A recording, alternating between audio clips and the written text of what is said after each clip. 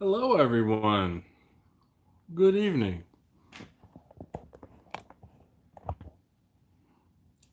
Sorry. Let's wait for the live stream to actually start. Perfect. Okay. So, a little discombobulated. I got a lot of stuff going on up here on my little bar tonight. Ah, goodness. My laptop set up. Baracho Barbecue. What's up, Eric? How you doing this evening? Chilling, man. Nothing much. How you doing? Cuffing stuff. What's going on? We got GLS Barbecue. GLS. What does GLS stand for? Most of the time when I put GLS, it's good luck with the sale. All right. So, unfortunately, tonight I was filming a video, editing a video. Oh, my gosh. And I didn't actually eat. So, I apologize, but I have some pretzel rods and some mustard. I gotta use something. All right, Greg, no problem. Mark, how you doing? Craig is cool, man. You do what you gotta do. Eric says he's dealing with snow in October. Huh. Sorry for you. PNC Atkinson Atkinson. Terry, how you doing this evening? Jesse James, how you doing? Sean, what's up? Morster Morgan, how you doing this evening? Tonight, we're gonna be like Eric. Tonight's live stream is sponsored by Miller Lite.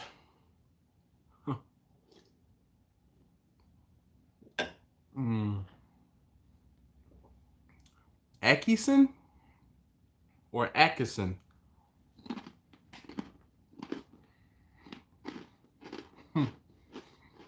Terry, I am great. Another day, another live stream. I actually really enjoy it. I really appreciate you guys. All right, Rick, how you doing this evening? Dustin, hello. All right, I'm sorry. So which one are you, P or C? Because I see two people in the picture there. Mr. Clay, how you doing? Goodness gracious, we got a lot of folks up in here this evening. I guess everybody wants to learn how to start catering for no money. I guess it's a good topic, huh? Pat, all right. I'll try to remember that, Pat. Christina, how you doing this evening? Pat Lofton. Oh boy, we got more than one Pat here. Sorry. Johnny Reyes says, go Astros. Technically, I don't know. As a Phillies fan, am I rooting for or against the Nationals? I haven't decided yet.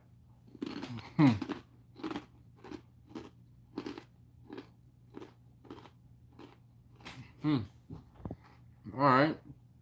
Well, all right. Let's unplug my phone so the cable will stop. The cable kept trying to twist my phone. All right. Pat, good evening to you too. Uh-oh. Greg says, damn, I finally caught a live stream. I'm working to go pro on KCBS. Well, good luck with that, sir. Benji says it takes money to make money. To me, it takes personality to make money. If the food is good, it'll sell itself. You don't have to sell it. Well, that's just me. I'm trying to get my phone level here. It's bugging me. It's not level. All right, there we go. It's a little better. Matthew Fish says, evening, y'all. Jesse James, I guess he's not into pretzels and deli mustard. I have two different types of Grey Poupon here. Just the regular Grey Poupon and then the deli mustard. Good.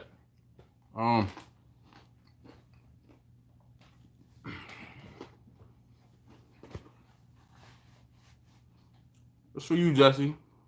Just saying.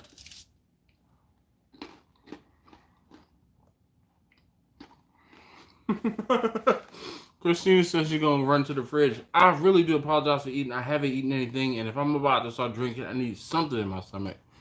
I'm only drinking light today either. Light tonight, it's gonna be just straight beer.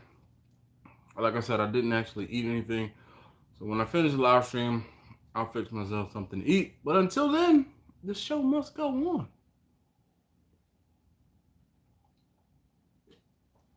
on. Cheers to the live stream. Sorry. I have to get something in my stomach. So, Jesse, you funny.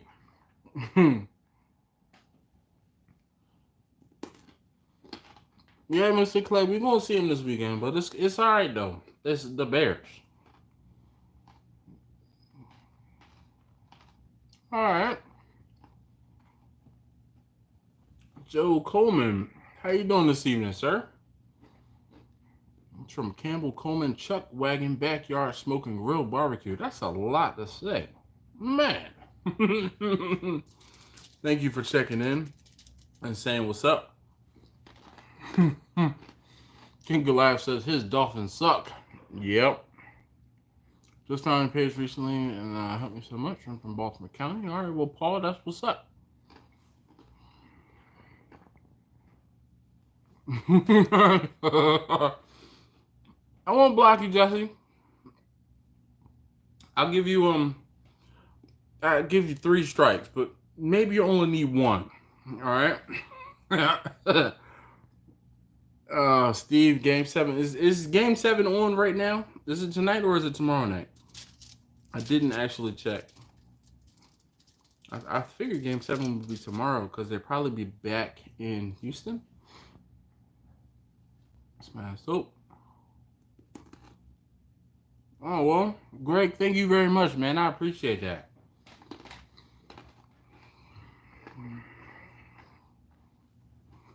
I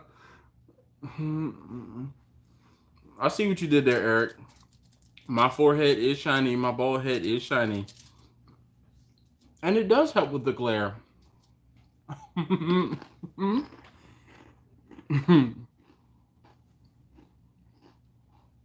Victor, how you doing this evening, man? Hey, yo, Mr. Hockett. How are you this evening?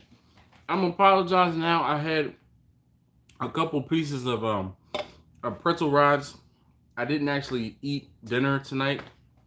I was doing work for you guys. I edited a video. I filmed a video tonight. The video that will be out tomorrow, I finished editing. And after I finished editing that video, then I filmed the video that is the continuation of the video I edited today. So I hope you guys appreciate that. I sacrificed and didn't eat, so you guys will have content to watch. Yeah. Plus, I didn't want to drink on an empty stomach. I know better. So I had to eat something. So I apologize again for eating on the live stream, but I knew that I needed to eat something. This is the last one. I promise. Get my deli mustard. Alright.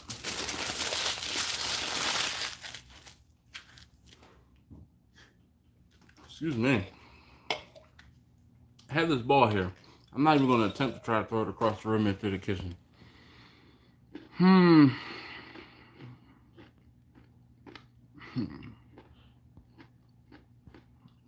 Steve, how you doing this evening? Brother Bear, how are you?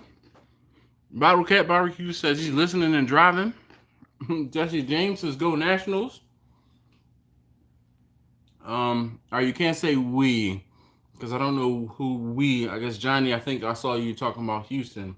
So you might be rooting for the Astros. Honestly, by proximity, I'm rooting for the Nationals because it'll probably be a fun time in and around DC if the Nationals win.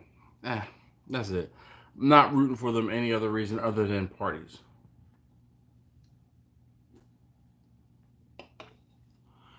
Sean says he just bought himself a smoker trailer. That's what's up. Mr. Hawkins rooting for the Astros. All right, so I guess you guys will have to keep me abreast on what is going on the game or in the game. So, yeah. If you could, please, I would love to know. We got Astros fans up in here. Yeah, there's Astros fans and Nats fans. This would be Brooke Barbecue from Arkansas. Been learning something from watching me. Well, thank you very much. Brooke Barbecue, excuse me. William, where in Arkansas are you from?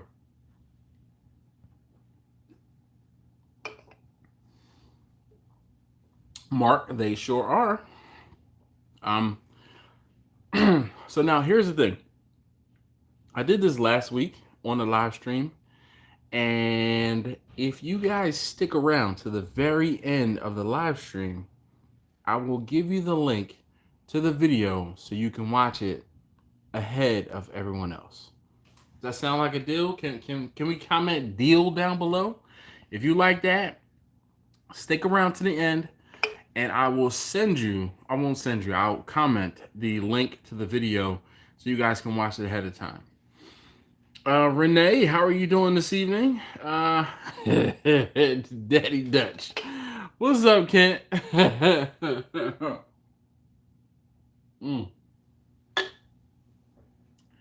Joe Coleman says he's doing another whole pig on Friday.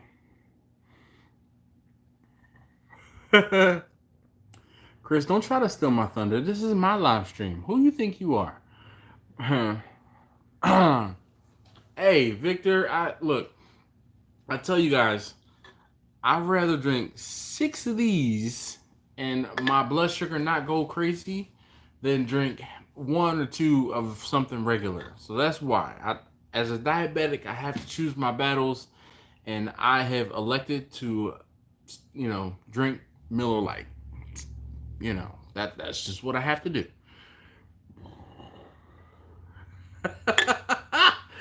All right, Eric's got a point. He said, "How are you going to apologize on your food channel for eating food? That's what we watch for." You're right. You're right. You're right. You make a valid point there. All right. Mr. Hawkins says Houston is up 1-0 in the 4th inning. William says he's from Pine Bluff. I actually think I have family or had family in Stuttgart, and also in Pine Bluff, but I know Pine Bluff wasn't very far away from Stuttgart. It was Hot Springs. I'd have to look at a map. But I've actually been down Arkansas, been to Stuttgart one time. So I'm kind of familiar. Those of you keeping track, there's 1 beer down. All right. Everybody hit that thumbs up button for me. I'd greatly appreciate it as well. Hey, Jack. Jack and Betty. How you guys doing? You know what? I believe it that you are here and you are on time because you guys are fans. It makes me do this. But wait, there's more. But wait, there's more. Yep, I have a little cooler, soft cooler bag right next to me. This is actually the bag I take trick-or-treating with me. So those of you guys who are parents and are going trick-or-treating tomorrow, I salute you. I know I walk out of the door with at least a 6-pack with me. And the neighborhood that I walk around in or we walk around in is so cool because there's lots of parents that have like bonfires going and they'll have like coolers out and they're like parents trick-or-treat in that bin and the kids trick-or-treat over here in the candy bin. And usually I end up coming home with 2 or 3 beers because I didn't even get to drink all of mine. So I can't wait for tomorrow. It is a lot of walking, but yeah. David Foster says, do you prefer purchase rubs or make your own? So David, I'm going to answer this one really quickly, and then usually the 15-minute mark is when I start talking on a topic. So let's just say this really fast. I prefer to use a combination of rubs that I can find between online and in-store. Reason being is because of the consistency. I want consistency when it comes to my barbecue, when it comes to my food. I have a set specific, I hate saying flavor profile, but I have a specific method that I season my food. And if you've had my food from 4 or 5 years ago and you had it now, it should still be exactly the same. when I got into doing the catering, I was, I won't say inspired, but the consistency that you could get from like a McDonald's or Burger King, any fast food place, go anywhere around the country, a P.F. Chang's, restaurant chains that you are aware of.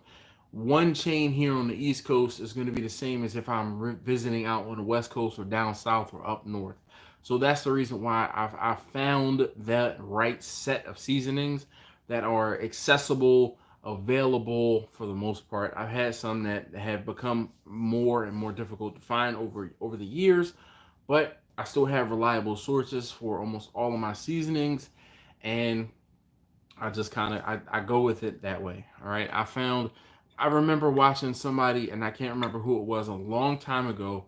He said he used a commercial seasoning, and the reason he said he used a commercial seasoning was because he said they spent millions of dollars in R&D and all of that thing, all of that stuff. He said, why wouldn't I trust what they put together? He said, if it's good enough for millions of people spending millions of dollars on this product, why can't I use it in a competition? And that rang home, and it was like, man, why do I have to reinvent the wheel uh, for seasoning when if I run out of the seasoning this particular time, then I don't have this particular aspect of it. Now that doesn't mean, or that doesn't, there aren't times when I don't make my own seasoning. It's just when I'm cooking for other folks, I tend to try to use those combinations of seasonings I found elsewhere. All right.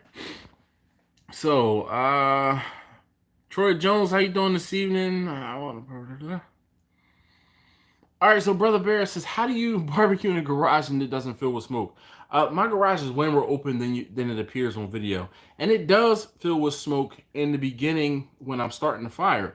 The problem is, or the gift and the curse is, when I'm starting my fire, if you guys have ever noticed, I start the fire, I leave the garage, I go season my meat. By the time I come back into the garage, the smoke is dissipated. That's why. All right, so I'm trying to catch up on the comments really quick, and then we're going to get into it. Let's talk about how you can get started catering on the cheap. All right. So I saw a couple people talking about deals, so I guess we will hold off, and I will put you guys that link. Mr. Hockett says, cheers. Thank you, sir. Couch Family Barbecue. I will try and watch all your videos. You're a big help. Well, thank you very much, Rick. I appreciate that. One like down, you have 3 more to catch up. Look, Steve, you can't even type correctly, so I know I'm behind the whole, I'm behind. Hope the evening finds me well. Well, I appreciate that, Leonard. I really do. It's 39, and smoking here, and oh my gosh, 39 degrees, Benji. Jesse says he walks with a flask of whiskey. All right. Dustin says he's drinking a Budweiser. Make your own. Jesse. It's, dude, man. Yeah. there's pros and there's cons. You can give me grief about it all you want, but I mean, the money that we'll talk about that later. All right. The Victor says he's type 2 also. Simply watch my intake. Mostly I just had to give me a gap time. Blue topic. I agree. You need to keep your food consistent for your customers. Thank you very much. Steven Pyres, been a while, lost it all. Oh man, my barbecue equipment. These bring it in my storage locker. Oh man, Steven, that is horrible, dude. Well, I'll tell you, I know that feeling. Though I haven't had my barbecue equipment stolen, I had a couple $1,000s worth of tools taken, and it is not a good feeling. Love them all, my grills and smokers. John Moore Barbecue says, I make my own rib rub, beef and chicken. I use store-bought. All right. Pat Conti says, hey.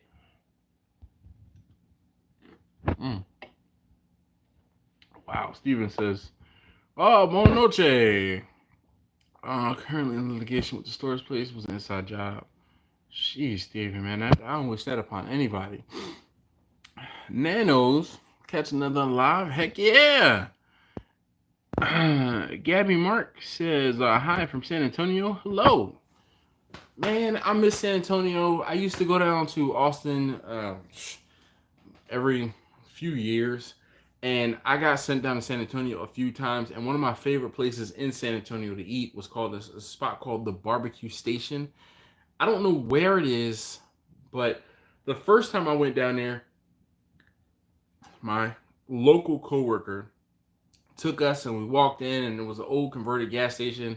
And that's what I would like to do, in case I never said that verbally aloud. Barbecue station is my inspiration. I would like to have a barbecue gas station. I think that'd be dope. Now, we went to barbecue station. We sat down and ate.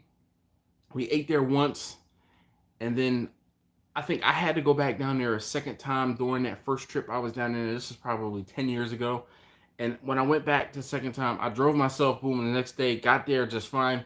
It was 2 or 3 years between the first time and the second time. When I got back to San Antonio, I said, I don't care what y'all doing for lunch. I'm going to this little barbecue spot. And they're like, what's the barbecue spot called? I'm like, I don't know. They're like, how you know where it is? And I said, look, when I get out on the road, I know I need to turn left here, turn right here, turn left here, go down here, and it's on my right. Yo, I found that barbecue spot, went in there. I was in San Antonio for 3 or 4 days. I ate at the barbecue station for, if I was there for 3 days, I ate there. No, I had to be there for at least 4 days because I ate there 3 days in a row. Love that spot. Anyway, store bought is great. You can try as many as you can. From home, I do love to eat. Well, not a problem, Pat. The kid from the lane. Oh man, what's going on, man? Yeah, Matagical. What's up, brother? Yo, salute. You still on the vacation trip? I know anniversary just passed. If you guys can do me a solid and wish my man a happy anniversary. He has been married just about as long as Taste Tester #1 has been alive. One of the things that he says was funny is as they get older, he's reminded of his anniversary because there's him, Taste Tester #1, and someone else that weren't born yet when they got married. All right, let's see. Greg, thumbs up, everybody. Barbecue 951, nothing much, man. All right, so let's get into this topic. We are behind. All right, so getting started in catering for very little money. Okay. Now, if you're like me, I didn't have, and I still don't have any money. Truth be told, the thing that you will have to do is you have to use your skills. William, I don't know anyone that sells rotisserie smokers. Lou Calamadas, how you doing this evening? Into the topic. So, you have to use your skills and how I did it. All right, I cooked for my family. And in cooking for my family, I honed my skills. Okay, now, no problem, Taj. In honing my skills, I got better, and I got to the point where I was cooking. Like you guys, a lot of the cooks you guys see me do are for my family to eat. So I will do catering orders that I get now. But a lot of times when I'm doing things around the house, like the pork shoulder, you guys are gonna see the first thing I cooked on rotisserie was pork shoulder. So the pork shoulder video comes out tomorrow, and the pork shoulder, I cooked it for us to eat, okay? But I did a video on it, right? Now, the whole thing is, if I'm testing something, if I'm trying something, I need to cook it, right? Now, what I would do with this pork shoulder is I could say, all right, I could take some of this pork shoulder in with me to work. And then I would sprinkle a little, and they're called souffle cups, but they're just like little 2-ounce cups. I would take a little bit of pulled pork, put it in one of those cups, and I would take it to work. And if you know, like I know, because I grew up in the inner city, you know what they're called. So somebody, comment down below what you call a little taste. All right, what's that little taste called? All right. Long time Cyril says, long time subscriber, first time live. Greetings from Bern, Switzerland. Oh my gosh, man, Switzerland. Jeez. Well, funny, Mr. Law Enforcement. comments first. That's what you call a crack sample, okay? Uh, Meegs says a gummer. I don't know about. Oh, I guess you know that. But no, I call it a crack sample, okay, and I still call them a crack sample. But the whole thing was, you just get people, um, to try it, okay, and you would get one or two reactions, or I got one or two reactions, and some of you guys can comment like, yeah, yo, that's exactly what will happen. All right, so DL Clay says my granny would call it simply a taste. Yeah, I'm gonna give you a taste. Usually, you know what's funny? You say a taste like that. I hear people referring to giving you something like you get a taste when it's something alcoholic. When it's drug related, usually it's almost always crack, right? I'm a give you that crack sample. All right, so Troy says teaser or bait. Benji said a Nick bag. All right, well, you know, we're not talking about marijuana. But Meeg says always try before you buy. Steve says a free taste, first taste is free. It's always free. All right, and usually, and now here's the other thing too. The other piece of this, you cannot give away too much. Okay, you have a little taste. All right, as Mr. Clay said, or your sample, right? And then you make sure you have something that you have for sale. You say, oh, you like that? I have this thing here, this little cup, right? And this cup will cost you, let's say it'll cost you $5, right? You like that? You're really gonna like this one, right?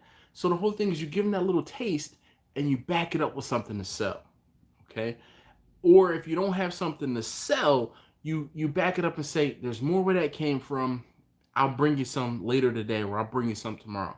You don't just give them that taste, and while the taste is not fresh in their mouth, you got to set the hook, right? Those of you guys who are fishermen, you know you get a bite. Oh, set the hook, all right? So, crack a coat my rubs to get them hooked. Well, Kent, thank you very much for letting me know. I'm going to get a taste of this Henny and keep on tasting.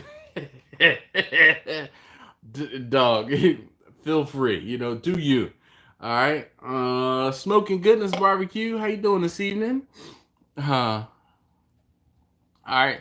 So my man, gentleman here is Taj, excuse me, the kid from the lanes, all right, is one of my best friends. That is Metagical Binds, all right? That's my buddy Taj.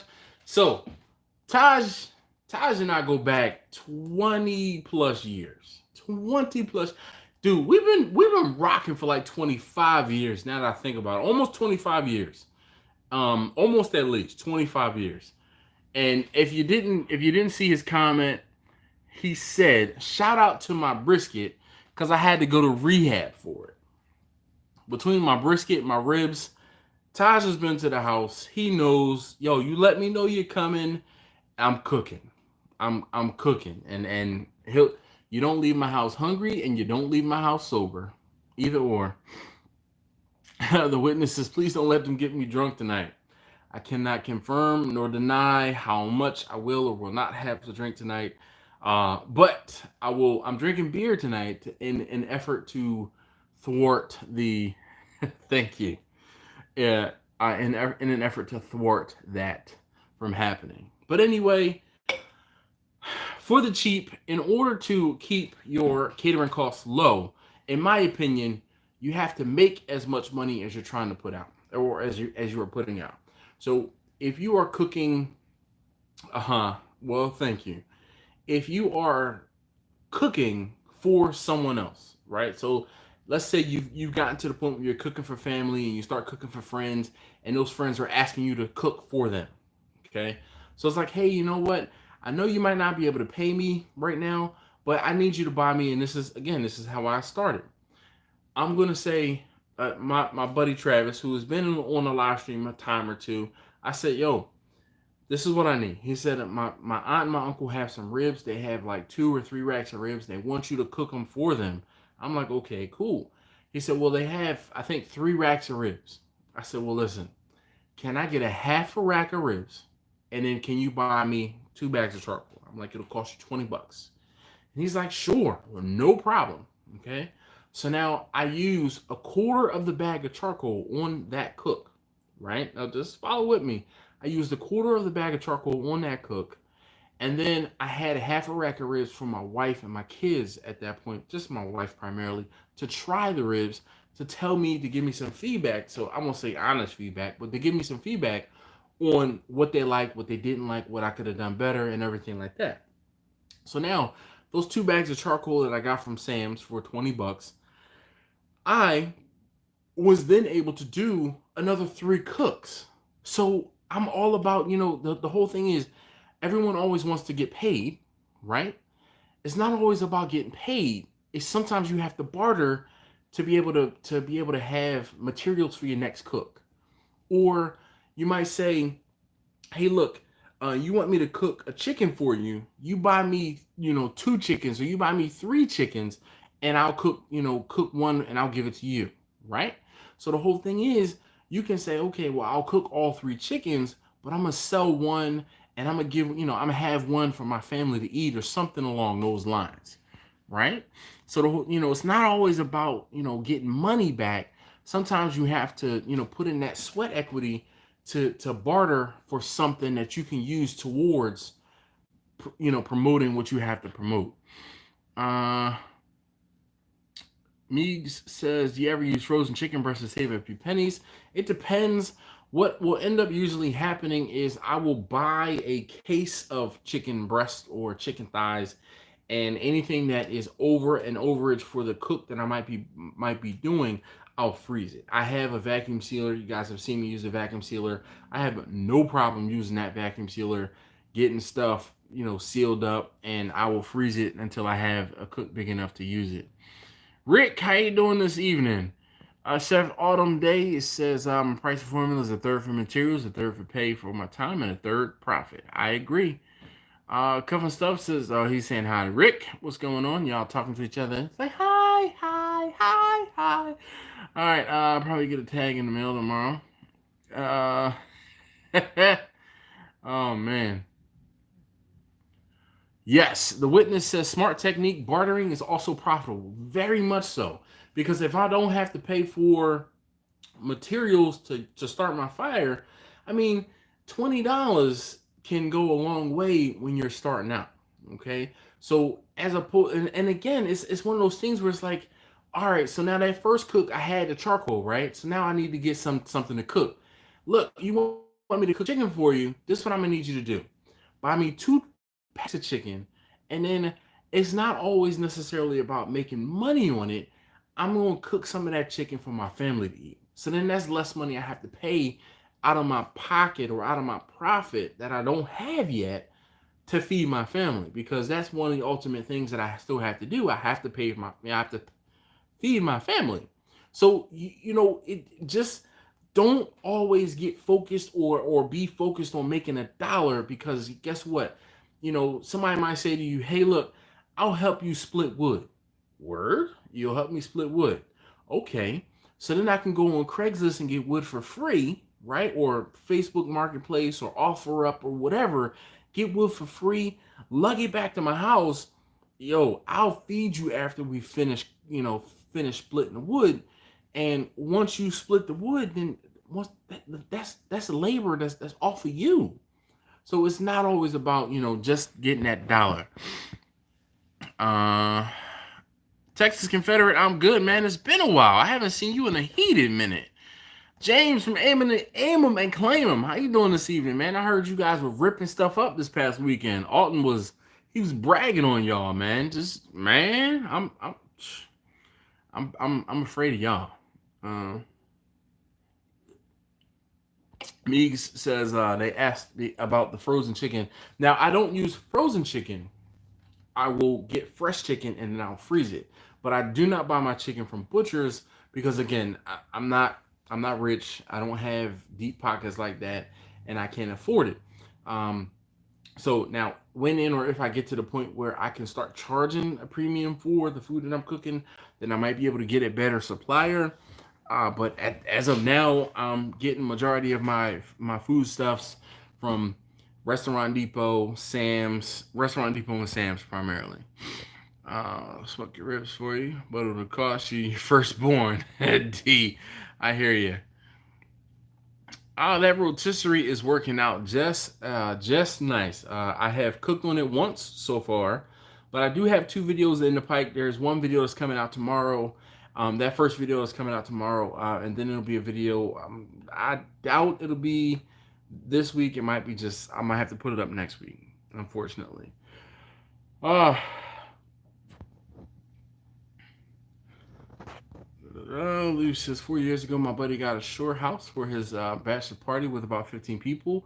I bought his Weber Smoky Mountain and made brisket and 4 racks of ribs. Bought everything myself, and a couple of those guys ordered. That's what's up. Or order from him every holiday. See, and that's exactly it. You know, like I told you guys a story of the young lady I had who she wanted a turkey 3 years ago now, I believe. And I was telling her, I said, unfortunately, I can't bring you the turkey because my whole thing was I was doing deliveries. So she says, you don't need to bring it to me. I'll come and get it. Like, I'll pay you. Well, before I told her I was booked. And I said, unfortunately, I'm booked. I'm sold out. I only had so many slots in the smoker. And this was when I only had Bessie. I'm like, I only have so many slots in the smoker and I can only cook so much. Unfortunately, I don't have any room to cook any more turkeys, blah, blah, blah. And I was telling her this. And she's like, I'll pay you double. And I'm like, as good as that sounds, it's not about the money. It's really about the fact that I don't have the time or the ability to bring it to you. And she said, well, what if I come and pick it up from you? And I'm like, you normally don't allow people to come to my house and pick stuff up. But I said, only other way I could work this out is if you come and pick it up on Wednesday. She said, I'm on my way. I'm like, well, not a problem. So she said, I need a turkey. I need this. I need that. I need this. I need that. She ordered like $100, $150 worth of stuff along with her turkey. And she's been one of my better customers where she calls me and she places orders at like religiously once every quarter, if not more. And her orders are never less than $150, $200. And that's a good little bump, a good little boost every now and again. And she tells other people about me. And like I've had people come to me and like, hey, this person has referred me and they told me about this and they told me about that. So I'm like, cool. But those things, just like Lou said, he cooked for some friends and those friends have remained people who order from him all the time. Victor says, what would you say is the minimum amount of food you need to be able to cook at one time to start catering?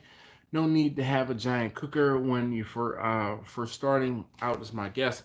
So I started out, and the reason why my company is named Steel Drum Smokers is because I started using steel drum smokers. The steel drum smoker is a very great or an ugly drum smoker, UDS, however you want to call it. It's a great tool. The UDS, you can dial that temperature in and it'll set at that temperature for hours and hours and hours on end. And you can cook if you need to cook. Now, mind you, when I first started, I only bought I bought ribs and I would buy a pack of ribs and it would be 3 racks in the pack. So the whole thing is usually in order for me to make a profit, I had to sell all 3 racks, right? I would buy the rack of ribs for $30 and I sold them for by the time I sold all 3 racks, I'd make 75. And it was one of those things where I'd have to sell the first rack of ribs. Like someone says, okay, hey, I need a rack of ribs. All right, you can get one. You're gonna get one. All right, that pays for the ribs. All right, I gotta come out of my pocket a couple of dollars, and then the second rack of ribs, it's like okay, boom. Now I can get some profit. Now I have money to go buy something else, right? And then once that third rack of ribs sells or doesn't sell, depending on what I need at the time, like hey, does my family need to eat? If someone ordered, like there were times when I would sell a half a rack of ribs just to sell a half a rack of ribs. Not that was my preferred way to sell them. It wasn't. It was just to get some money in my pocket because if I had money in my pocket, then I could buy something else. And if I could buy something else, then I could sell something else. And if I could sell something else, then I could buy something else. And it was a vicious cycle. But once you get, and I hate to call it a hamster wheel, but once you get going on that hamster wheel, you have to keep the momentum going. And that's all part of how you do this on the cheap. Because, unfortunately, and every startup will tell you rob from Peter to pay Paul, right? In the beginning, you're going to barter. in the beginning, do not be above bartering, okay? And use some of that barter to get you some cash. Once you get some cash, you can buy something you need. Once you get something you need, you can sell it for more cash. And it's a cycle. You got to keep at it. Bottle Cap Barbecue says, I'm doing 40 chicken breasts and 40 thighs for a friend next month.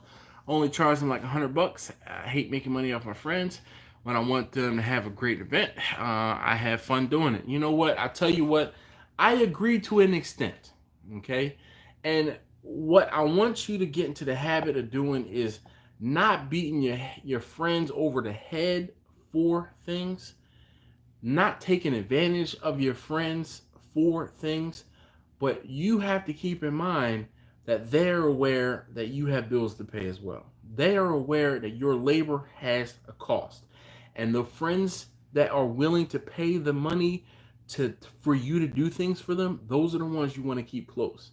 The friends that are willing to take advantage of you doing things for less than what market value is, those are the ones you do not want to bend over backwards for, because those are the ones that will take advantage of you, from sun up to sundown, point blank.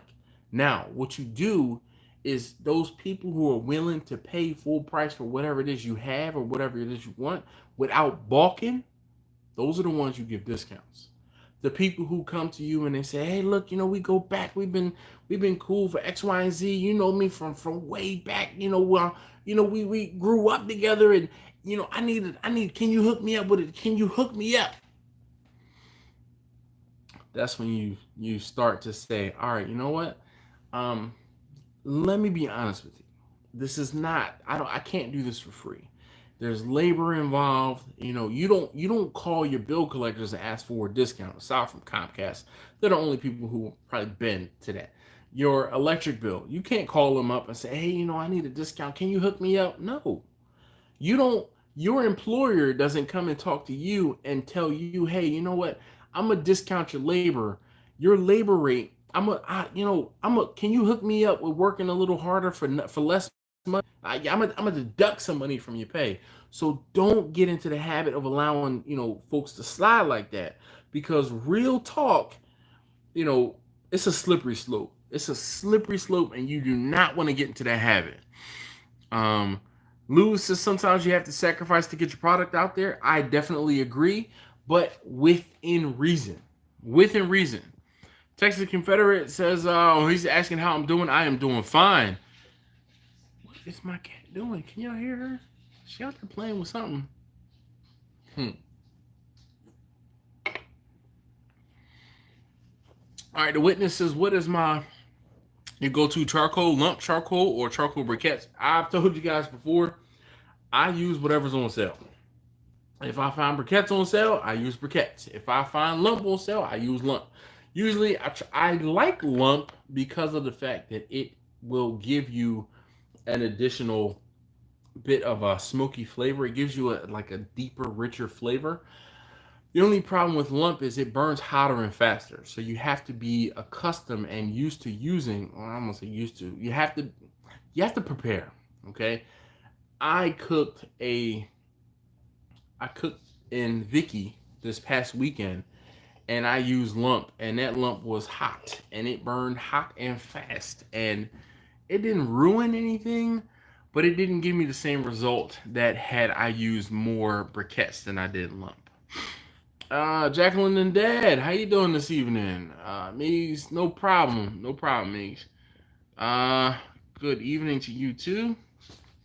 Hey, ciao. All right, obrigado por me. It's not mirar. I know it's not. I don't. My Portuguese. You're helping me learn Portuguese, my man. Because I have to look up the translations. Can you do it in a sense? Turkey cook. Poultry is one of the things that I can never nail. Everybody says it's good, but I don't think the taste is that great. Well, I tell you what, Baracho Barbecue, Eric. I know you're Eric. I have to shout you out. So if you guys do not know or are not aware, Eric is the man that sent that rotisserie in our direction. Okay. He took it upon himself to reach out to Weber, and he I say reach out. He ordered it and had it sent to my house.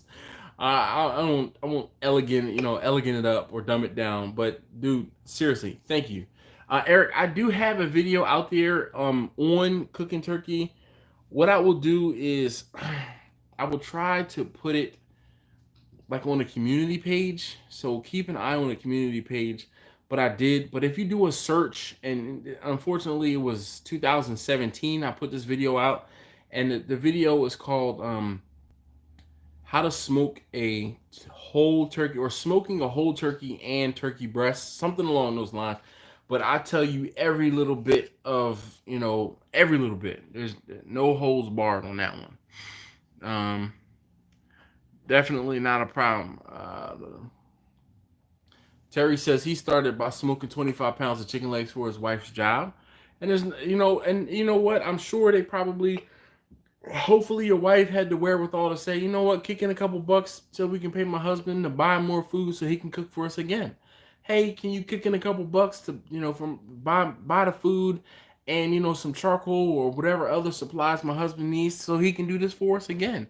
And it covers your costs because, in the beginning, you're going to have to put that labor in, but as long as you can cover your costs, that is what's going to help, that's going to help you, keep rolling. I was told that I think you said it, that you can save money by making a deal with a church that has a kitchen and use for the prep. I don't think I said it, but I said I would like to try to get into a church to be able to use it as a prep space. Sometimes they're with it, other times they're not.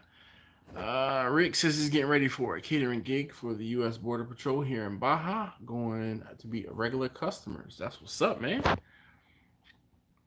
Northeast Beast, LaFo.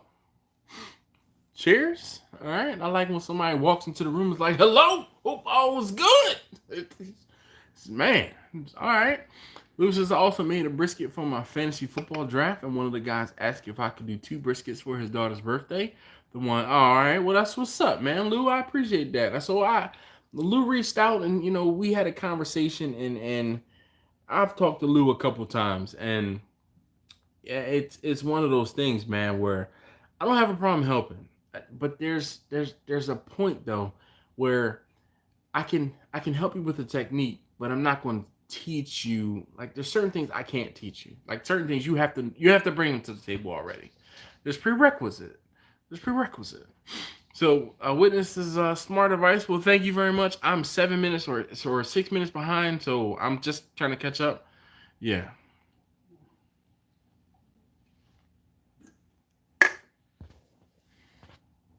And that's number 2 down.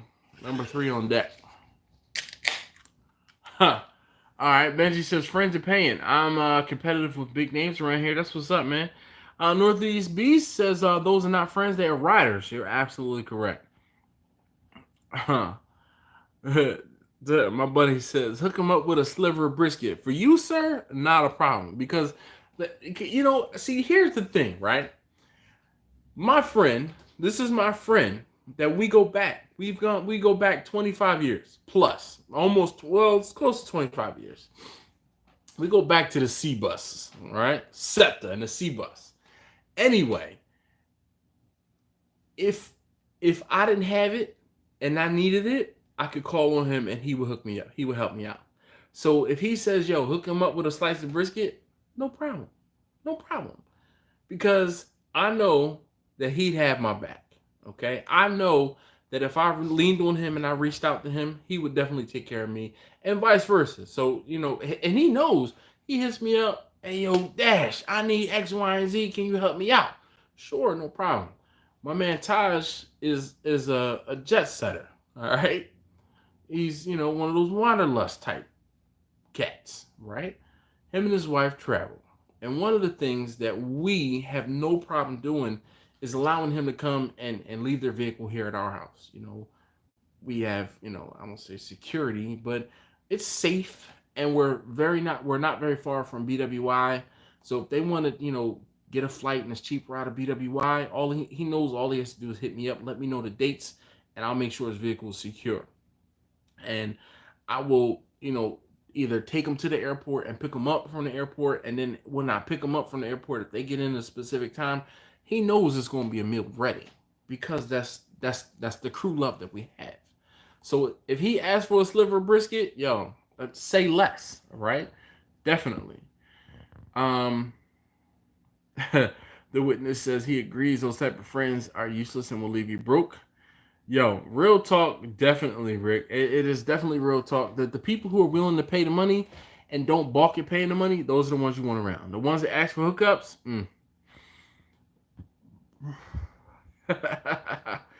Lindell says, "Oh, you got a cat not eating your Coke Slaw? No, no, no." Mr. Clay says he goes half and half. You got, don't go half, man, because I'm telling you, it's a slippery slope. I use red, white, and blue oak. All right.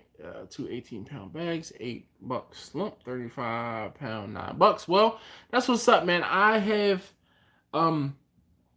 did find some of those 35-pound bags of charcoal for the $10, but I bought as much as I could afford. I think I bought when I went to Walmart and picked up that bag. It was earlier in the summer, and I think I bought 8 or 9 bags, and that was like all the money I had in my pocket at the time for whatever event I'd done. Dathan,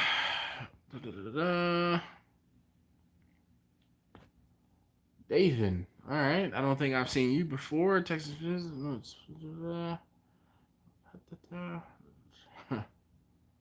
Yep. Look. Texas Confederate says, Dash, I own 12 businesses and I live in a small town near El Paso. He said, I get a lot of those people here trying to get me to give them a deal. You can't. It's nothing personal. It's, I got to eat too. I have to eat too. I have to pay my own bills. I have to, like, me giving you a deal is not going to get me any discount off of the next thing that I have to pay. Smoking Boot Barbecue. Hey, yo, how you doing this evening? Sonny G, what's going on, man? So briquettes last longer. Yes, unfortunately, the witness, briquettes will last longer because there is a lot more filler in briquettes. And that's one of those things that's a gift and a curse. The briquettes burn cooler because of the filler. The filler won't allow them to get as hot. At least this is how I think about it. The filler won't allow them to get as hot. And because the filler won't allow them to get as hot, they take longer to burn up. Whereas the lump, because there's no fillers, there's no anything, it burns like hot and fast. Much hotter. Bottle Cap says, you ever use a commercial kitchen? Is that a requirement for your catering license? So, yeah, gray area. Sean says, he's saying hi to Lewis. Lou Calamadas, you popular here tonight, huh? But I'm the only one that can say your name. John from 4J's Barbecue, what's going on, man? Meeg says, I feel briquettes burn a lot cooler and make it easier to keep the temp, but the lump tastes better. Exactly what I said a few moments ago. He said, I let people eat. Sean, where are you going mobile? Sean is Barcelona. Hopefully I got that right. Where are you going mobile? No problem, John. Woo-hoo! Yeah, buddy, Taj, no worries. You let me know when you coming through with it. I'll try. You know what? Somebody was telling me, one of my coworkers was telling me about Henny White the other day, and I said, my God. I was like, you drink Henny? I said, I'm drinking plenty of Henny in my day. And I said, you drink Henny and you look like this. Look at it. Look at this.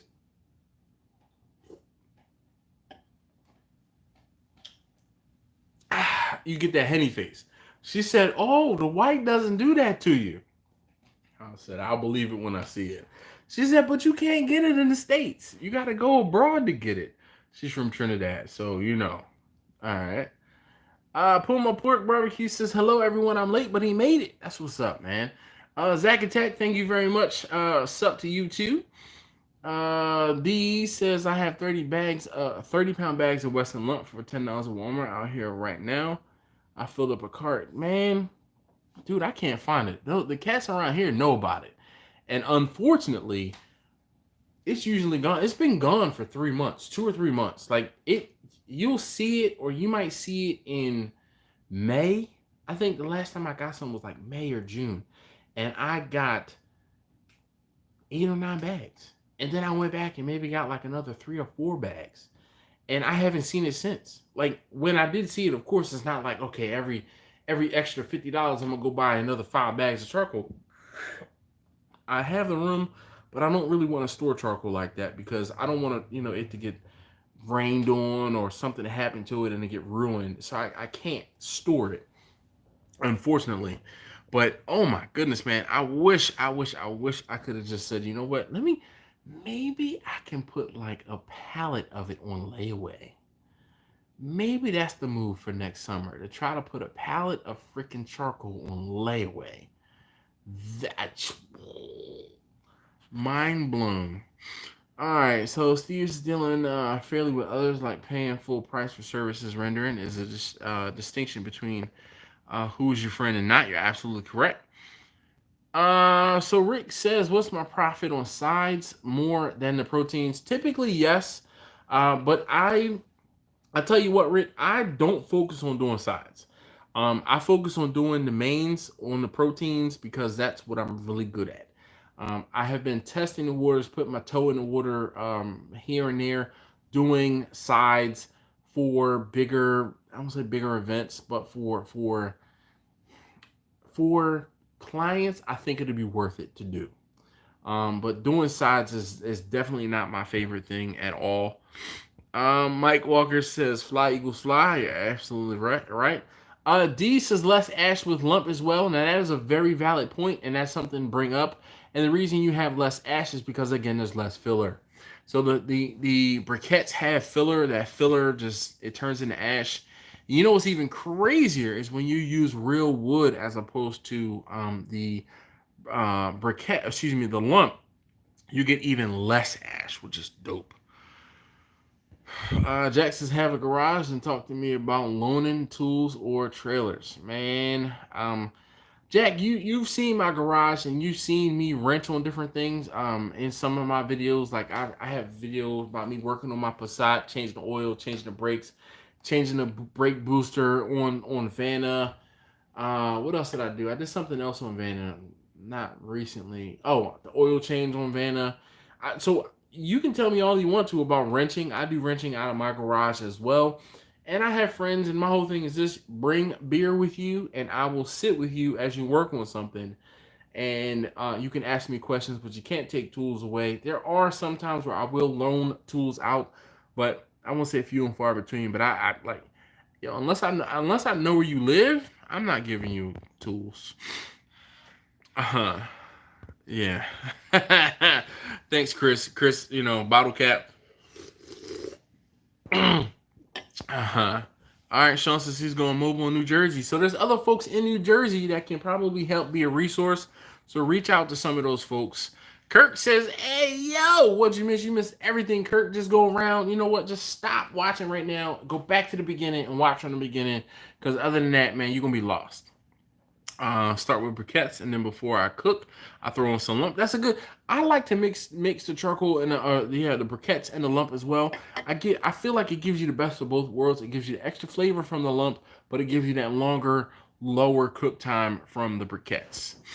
Nostalgia Gamer says what he missed, man. I tell you, like I told Kirk, man, just stop watching, go back to the beginning, start from the beginning, and then you'll catch up in an hour. Because we're an hour in. Can you believe we're an hour in? Like, I'm 2.5 beers deep in an hour. That's kind of piss poor. Macy, yo, man, how you doing this evening? He said the IREQ is in the house. All right, IREQ. You definitely want to keep it IRE. Just the right time. Yep.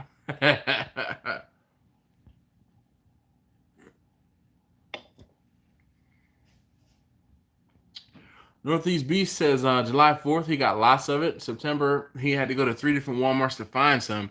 Dude, I haven't seen it in it's October now. I haven't seen it since August. If not, yeah, since August. I haven't seen it. And I have been looking. I have, I know there was one, like, it seems like they sell 60, 70% of it and then they consolidate and they send it somewhere. Wherever they sent it wasn't any of the stores that I frequent, because I looked in multiple stores and I couldn't find it. There was one store I went to, and I did see a pallet of it. I go back like a day or two next, and they told me that someone came in and bought 2 pallets of it. I'm like, how? Like, what? They're like, this person came in and bought all of it. I'm like, damn it. So, Joe Coleman says, barbecue. Man, I know those folks too. Barbecue? You do barbecue? Oh boy. Yep, you start talking to me about barbecue like that, I know you gonna want some pulled pork and vinegar. Anyway, I just let those cats be. How long did it take you to grow Texas Confederate? Funny. So technically, I've been growing the beard since last December. Last December, if you guys remember, I went on a cruise, and when I went on a cruise, I shaved all of this off, and I just had the goatee. Now, I will tell you, Texas Confederate, you may have missed some videos. I haven't seen you in the comments lately. Hint, hint, wink, wink. All right. Now, I got a beard straightener. Okay, so I've been using it to actually give me, a bigger volume. Feel, on the beard. But I went to the barbershop today with the boys, and the barber actually kind of straightened it out a little bit. So, and the whole thing is you straighten it out to trim it down. So this will probably be the best it's going to look like ever for the next about month or so, because I only get my beard trimmed about once a month. But this is about terminal length. It doesn't get any bigger than this. But yeah, it's been growing since December, so 10 months. Now, there was an incident where I used the Johnny 5, the big 5-foot, grill. That's why it's Johnny 5, get it? Johnny 5, and I opened up the lid, and I had flames singe a good portion of the front of my beard. And I lost a good portion of my beard. But, we've grown past that at this point. That was earlier in the summer. That was like way back in May or June. Smokehouse Syndicate says, what's up? Kevin Sinclair says, hey, some sides good for using up scrap barbecue like brisket, mac and cheese. You're absolutely right, Steven. But you know what?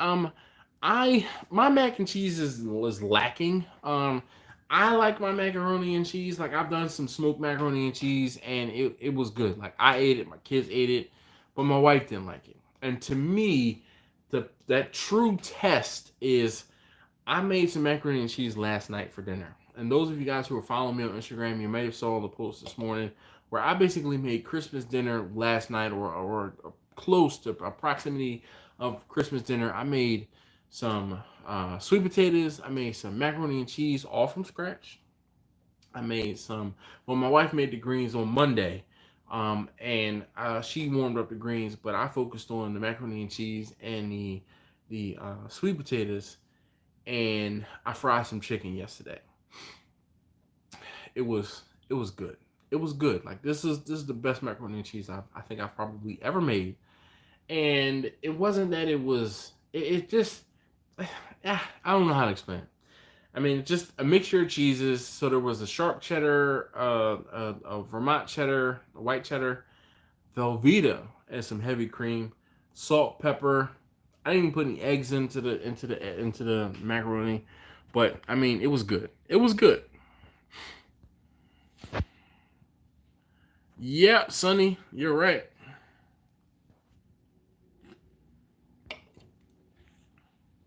What happened to the Durango? I never had a Durango. Steve Orbeck means you're right. Northeast Beast LaFell, where in Connecticut are you, sir? Connecticut definitely is cool.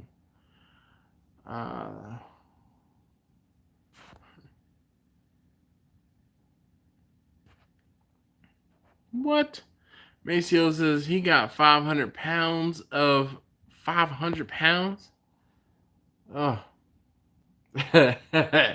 Kirk says, yeah, but what would he do at work tomorrow if he goes back to the beginning? You might be right, man. That's fine. What's the difference between smoking with charcoal and wood? The temperature. Wood is going to burn slower if you keep the it's there's a lot of nuance between burning or using charcoal and using wood, right? Um, there's because they're the same but different. They both give off heat and smoke at points, but they do it differently.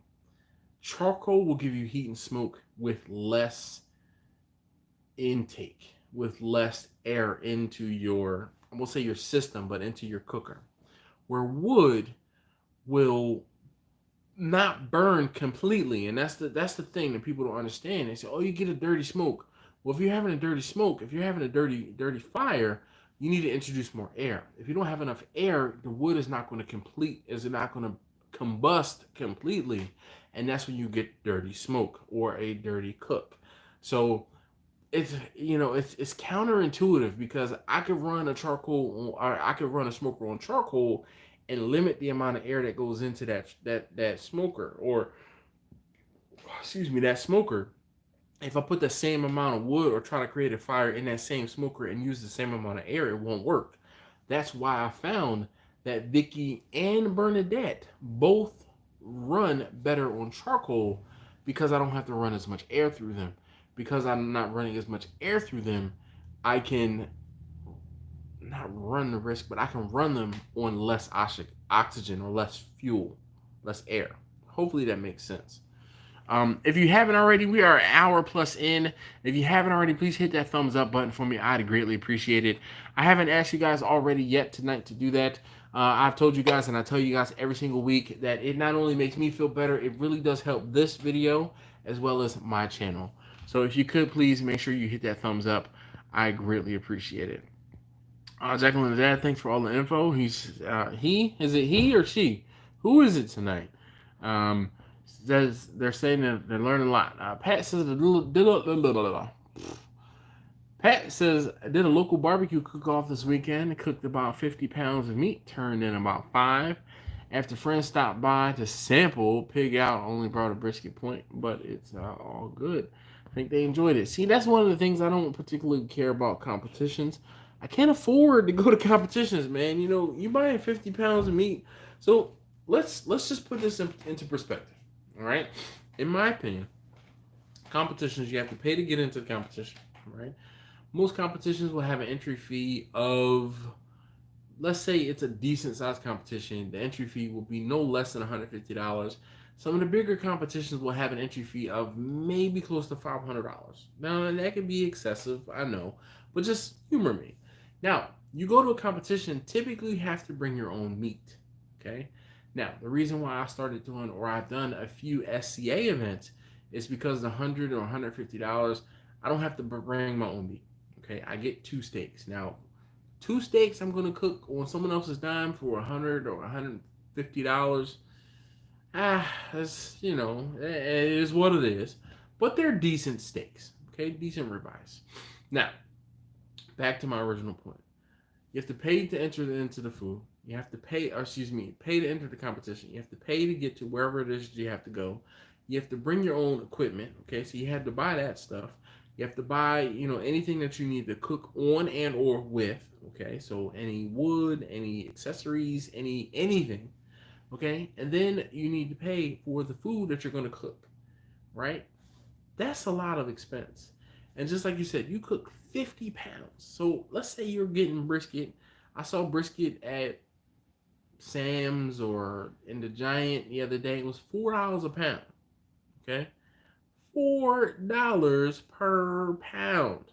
You're buying 50 pounds of brisket. I can do that math pretty quickly in my head. That's $200 worth of brisket right there. And you turned in 5 pounds of brisket. Now, let's say maybe it wasn't brisket you cooked and turned in, but you turned in 5 pounds of brisket. Okay, that's $20 versus $200. And your friends and family came through and they ate real good. I'm sure, real good. I'm not into the competitions. I can't afford competitions. Now, mind you, if I had a job or I had excess funds and it allowed me or afforded me the ability to do that, then I'm sure I would have a ball because I'm a social butterfly. But I just can't do it. Hey, Bottle Cat Man, Chris, thank you very much for hanging out. Northeast Beaches, I just had to go to Home Depot just to find wood chips. I have wood and chips and just had twice the price. Jeez. Nostalgia says it's always a biatch. You go to the store just to find they're sold out of what you've been looking for. Yes, indeed. Thank you very much, man. Uh, oh man, I appreciate that. The witnesses, the beard looking tight. Well, thank you. Just thank you very much, Northeast Beast. I appreciate that. I really do. What's your take on the Big Green Egg? I like it for certain things. I talked about this in a video before. In my opinion, the Big Green Egg is good at going fast. When you try to slow the Big Green Egg down and cook slow and low on the Big Green Egg, to me, it doesn't shine. Now, the problem is I have more than one device to be able to cook on, more than one apparatus to be able to cook on. So someone who has a Big Green Egg and can only use a Big Green Egg will find the silver lining in having a Big Green Egg. But my problem is, and the reason why I don't use the Big Green Egg as much is because I find it, I really like when that grill is running hot and fast. I don't like cooking low and slow on it. Now I find myself, because I have the Weber and it's set up, it's easier for me to use the Weber. It's easier for me to use the Traeger than it is for me to use the Big Green Egg. The Big Green Egg will get some attention and some love in the winter when it's colder because it does a better job of cooking with installation. Now, one of the things that I've done in an effort to make it a little better is I've started using water pans in the Big Green Egg when I cook. The water pans, or putting water in the Big Green Egg and using the diverter plate, or they have a special Big Green Egg name for it, but it's a diverter plate. That's a game changer, because one of the problems I had with the Big Green Egg was I didn't like the burnt grease taste that came from it when I was using that diverter plate.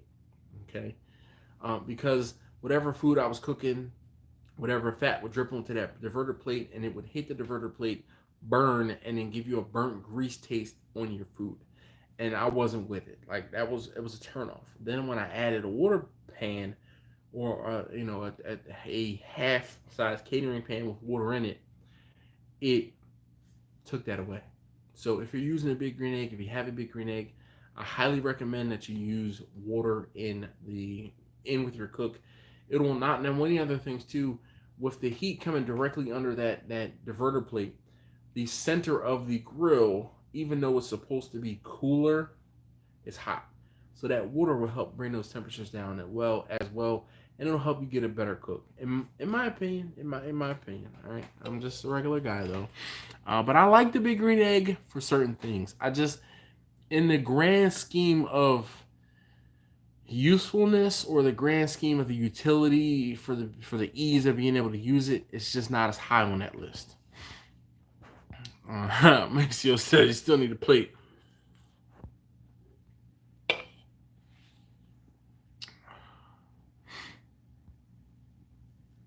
Well, there's nothing wrong with that. Doug, he says, yeah, Dash, love the beer, man. The gravity feed smoker runs great. I'm going to paint it this weekend. Cheers from Oregon. Well, Doug, man, I'm jealous. I would love to have a gravity fed smoker. It's just one of those things, man. It's on the list. It is definitely on the list.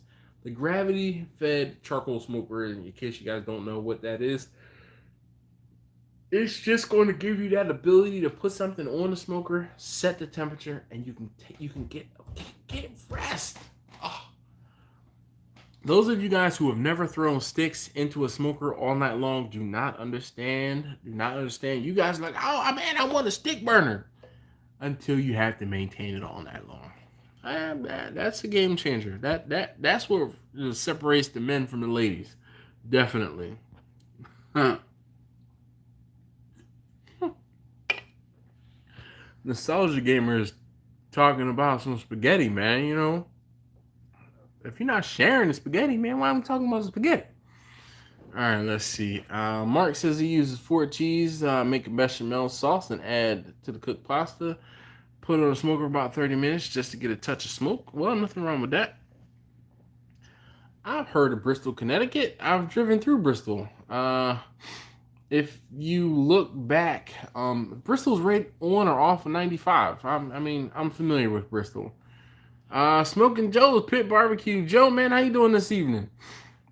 Joe is awesome because he comes into my live stream after he finishes his live stream, and that is awesome. And I think you're dope for that. Let's see. You should cold smoke your cheese and then put them in mac and cheese. I have done that, Kirk. Excuse me. A year or two ago, the first time, the actual literal first time I made macaroni and cheese, I smoked the cheese, and it was for a competition that we were doing at work. Just my program is about 35, 40 people, and it was one of those things. It was like, all right, we're kind of having like a potluck thing, but we turned it into a competition. And one of my coworkers was like, hey, mac and cheese day is coming up. Excuse me, 4:30 this morning. It was early. She's like, let's celebrate mac and cheese day by having a little competition and bring in or make macaroni and cheese. So yeah, there were 7 to 10 participants, and of the 7 to 10 participants, I won it, which was dope. What I ended up doing was I smoked the cheese. I had the cheese for like a week. And then the night before the event, I shredded the cheese and then put it all in the macaroni and cheese, and then also put that out on the smoker, or I think it was a grill. It was like a rectangle grill at the time, and it was great. It was great. It was good. My wife didn't like it. She doesn't like. Her macaroni and cheese has to be baked in the oven, and you have to taste cheese and noodles. No smoke, no nothing. She is a purist when it comes to macaroni and cheese. So she is my toughest critic when it comes to macaroni and cheese and me making it. Anyway, so my smoked macaroni and cheese, because it was so different, won the competition. There was somebody who was frying like macaroni and cheese, like it was almost like a hush puppy, but it was fried macaroni and cheese. It was dope. He was frying them there at work, and fried food, man, that's fried. It's like greatness.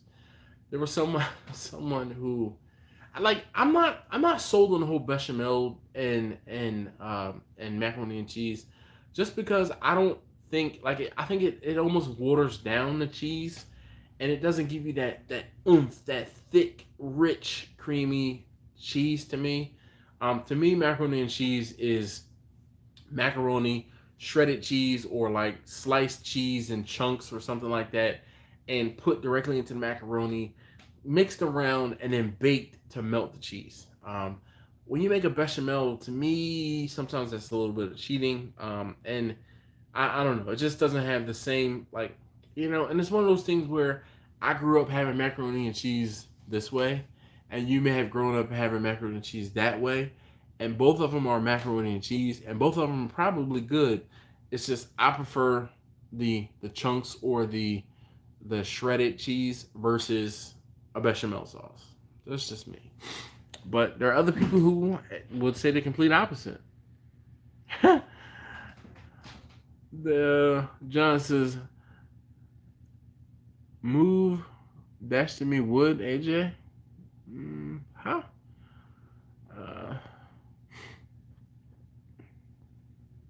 Oh.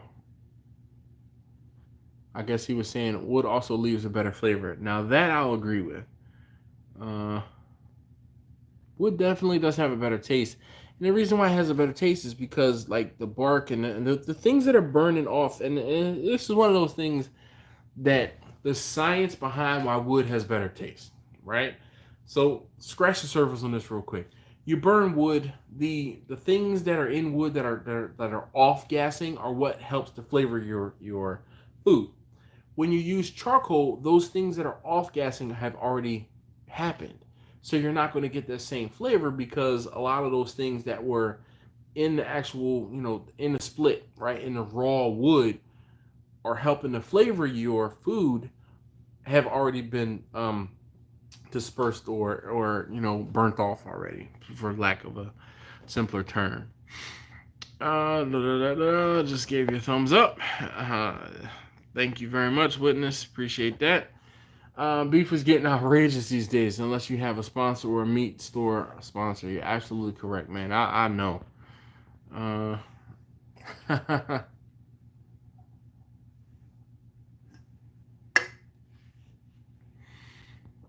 Kirk, I know. Kirk says he'd pay if it went to a competition. Toured the Jack Daniels facility last year after listening to discussion. The tour guide hooked me up with the guy there. With scrap wood from older Asian barrels. That's what's up, man. That I know that has to be great. Motorhome. Oh my gosh, man. Northeast Beast. Man, if only. It was awesome. I can imagine. Steven says that the barrels, the Jack Daniels barrels, gave them great flavor. I can only imagine. Definitely.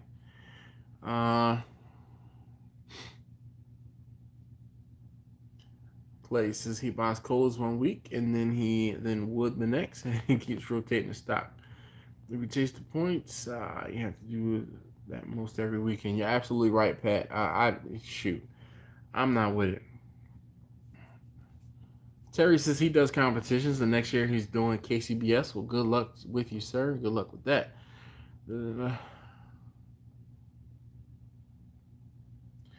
So, Taj asks a very valid question, and there are people who use competitions to boost revenue because they use, it's just like you go in some place and they say we were voted best fries or best this. You go into Five Guys, and they have best fries this year, best burger this year, best milkshake this year, and those accolades are what is going to say, oh, they have good this or they have good that. I don't necessarily buy it. And the reason is competition barbecue was here and backyard barbecue was here. And one is an apple and one is an orange. So though you can say, I've won this competition, I've won that competition, but your competition barbecue is going to be drastically different from whatever it is you're cooking for people to just eat. Competition barbecue is one bite. Like a sniper, one shot, one kill, one bite.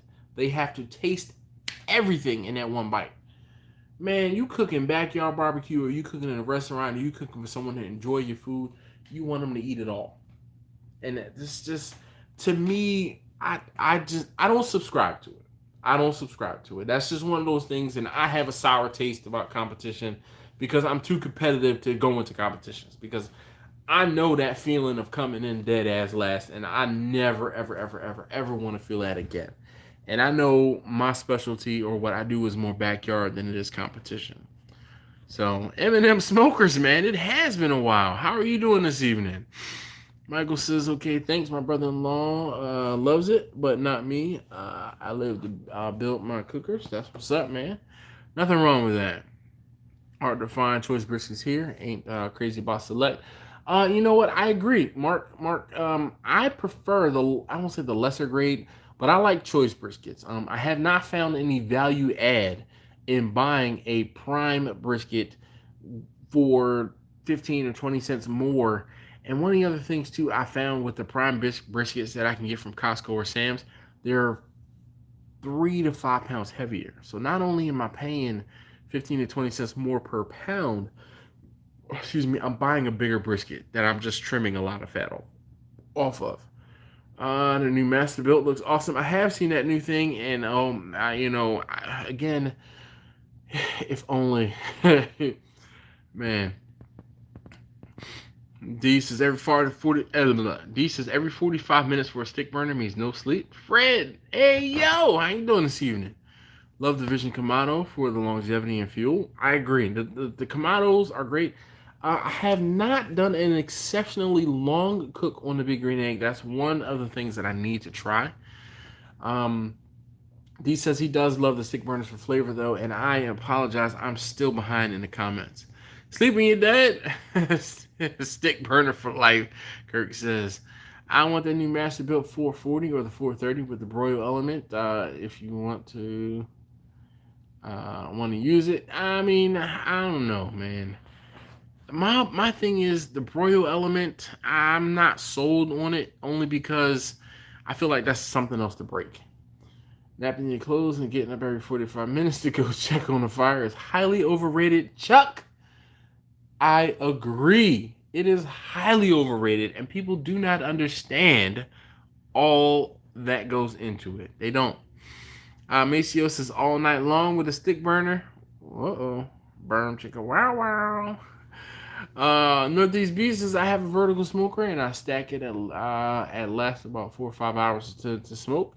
And that's fine. Like, I won't say the only difference, but you can sometimes get away with putting in a lot of wood and then being able to get some rest. Like, there are times when I do that with Bessie, I will load it up and I will get the dampers down, and getting the dampers down, I can get an hour and a half, maybe 2 hours, if I have to run an errand or do something along those lines. Simple man, I'm good. I'm good, man. That's good.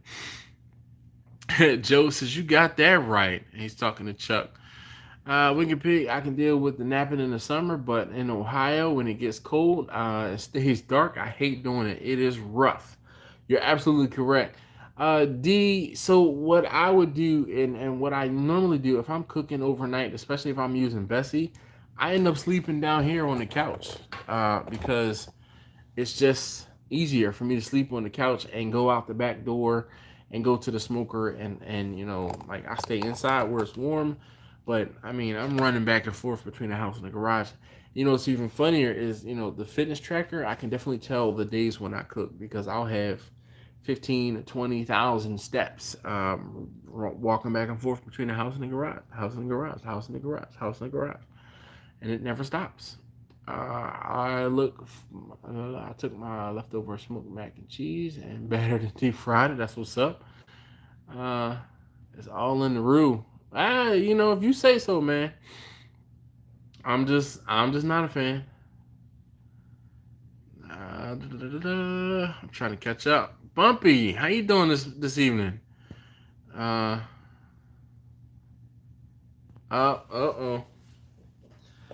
Somebody's keeping track of how many. There's number 4. Hour and a half in. All right.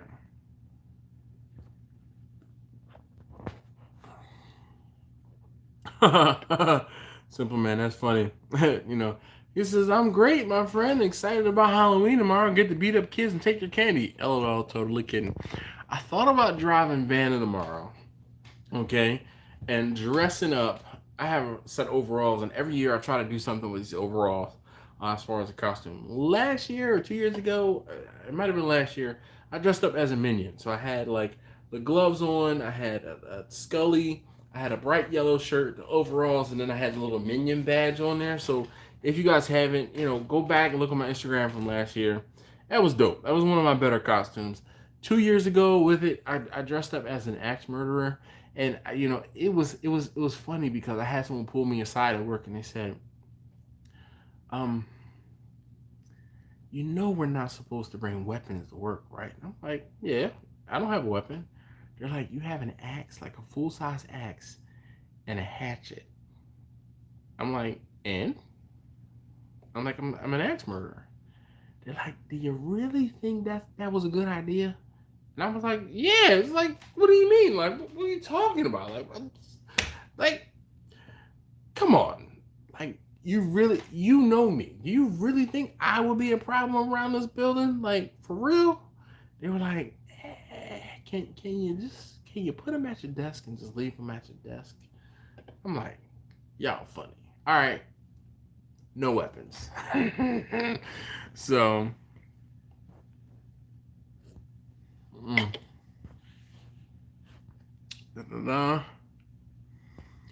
Ray Mac says, I'm his catering hero. Well, Ray Mac, man, thank you very much, man. I appreciate that. Like, real talk, thank you. But you know what, man? Sorry, 4 beers in, and I'm still a couple minutes behind on the comments. I tell you what, man, I do not let the small stuff get to me. I know that in the end, I have to get the job done. And there's a lot of sacrifices I do that don't come off on camera. And there's a lot of sacrifices that I have and I've made that if I told you, you wouldn't believe me. All right. So you guys see me doing catering and things like that, but there's so much more involved to it. And I'm not saying this to discourage anybody, but if you are going to try to get into catering, you have to have your heart into it. You have to have your mind into it. And unfortunately, your body too, because it's going to take a beating. And the older I get, the harder it gets. Seriously. Um, like it really does get harder. But, there are times when it's just that rewarding, like when you get that oh my gosh, when you have that person that takes that bite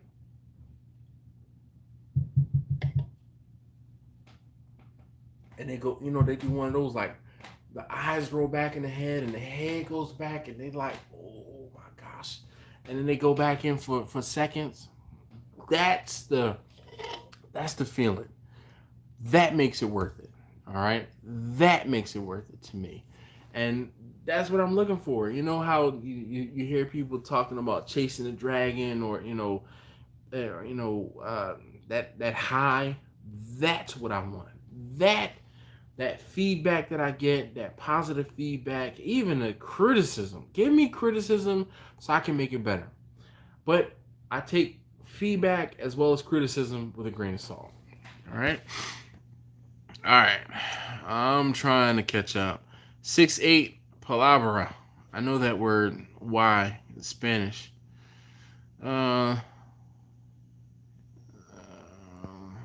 Gravity fed for two reasons. One, sleep, and wood availability. Can't get splits out here. I added large wood chunks to the charcoal chute. And let's see. That's what's up, Doug. I appreciate that. Gerald Larry says, "What's up? How you doing this evening, man?" Sluggo knows. Okay. He says, "New to the channel, man. I love your vids. They truly show the hustle of doing barbecue as a side business.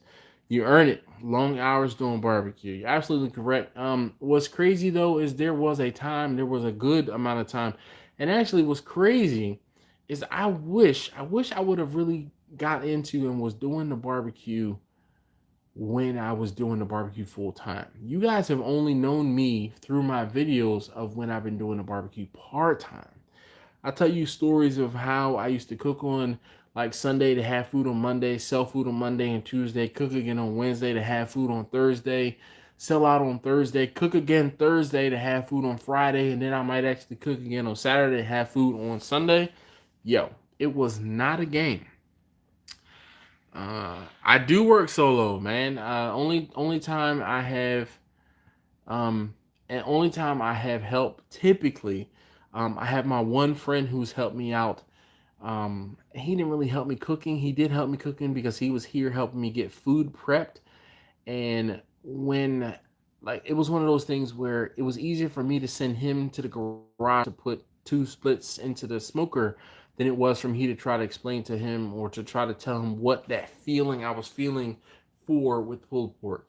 I was able to give him a task, and that, like, it was a huge weight that was lifted off of my shoulders, because typically I'm running around and like people say, why don't you do sides? Because I don't have time. I'm too busy doing everything else. Okay, maintaining a fire and then coming inside to cook sides and then having to run back and forth. That's going to stretch me that much thinner. It just doesn't work for me. Somebody asked a question and I'm trying to find it. I'm trying to catch the comments. Gerald says, "Hey Dash, have you built any of your own custom smokers?" So yes and no. The first two smokers, the smokers that I started my business with, the steel drums, I've probably made a dozen, 15 of those, and I've sold those over the years to folks in and around Baltimore. The furthest one I have so far is in Webster, Massachusetts, and I ran a raffle last year, and I raffled, excuse me, off a drum, and one of you guys won it. This guy's name is Tom Tom uses that drum, and one of the things that was really cool about Tom winning that drum, Tom was a part of the community, and he was a part of the family, the tight knit group of guys that comment on live streams, comment on the videos, watch me build it, was there to support me in building it. So it was great to see someone who supports the channel and me and my endeavors in this YouTube thing to win something. To me, that was like the best feeling ever. So he's the one that has the furthest one out. Other than that, there's a lot of people in and around Baltimore that have them. Like I said, I built probably about a dozen of them. Definitely, Ron Jeremy, thanks. Your reaction is definitely what it's all about.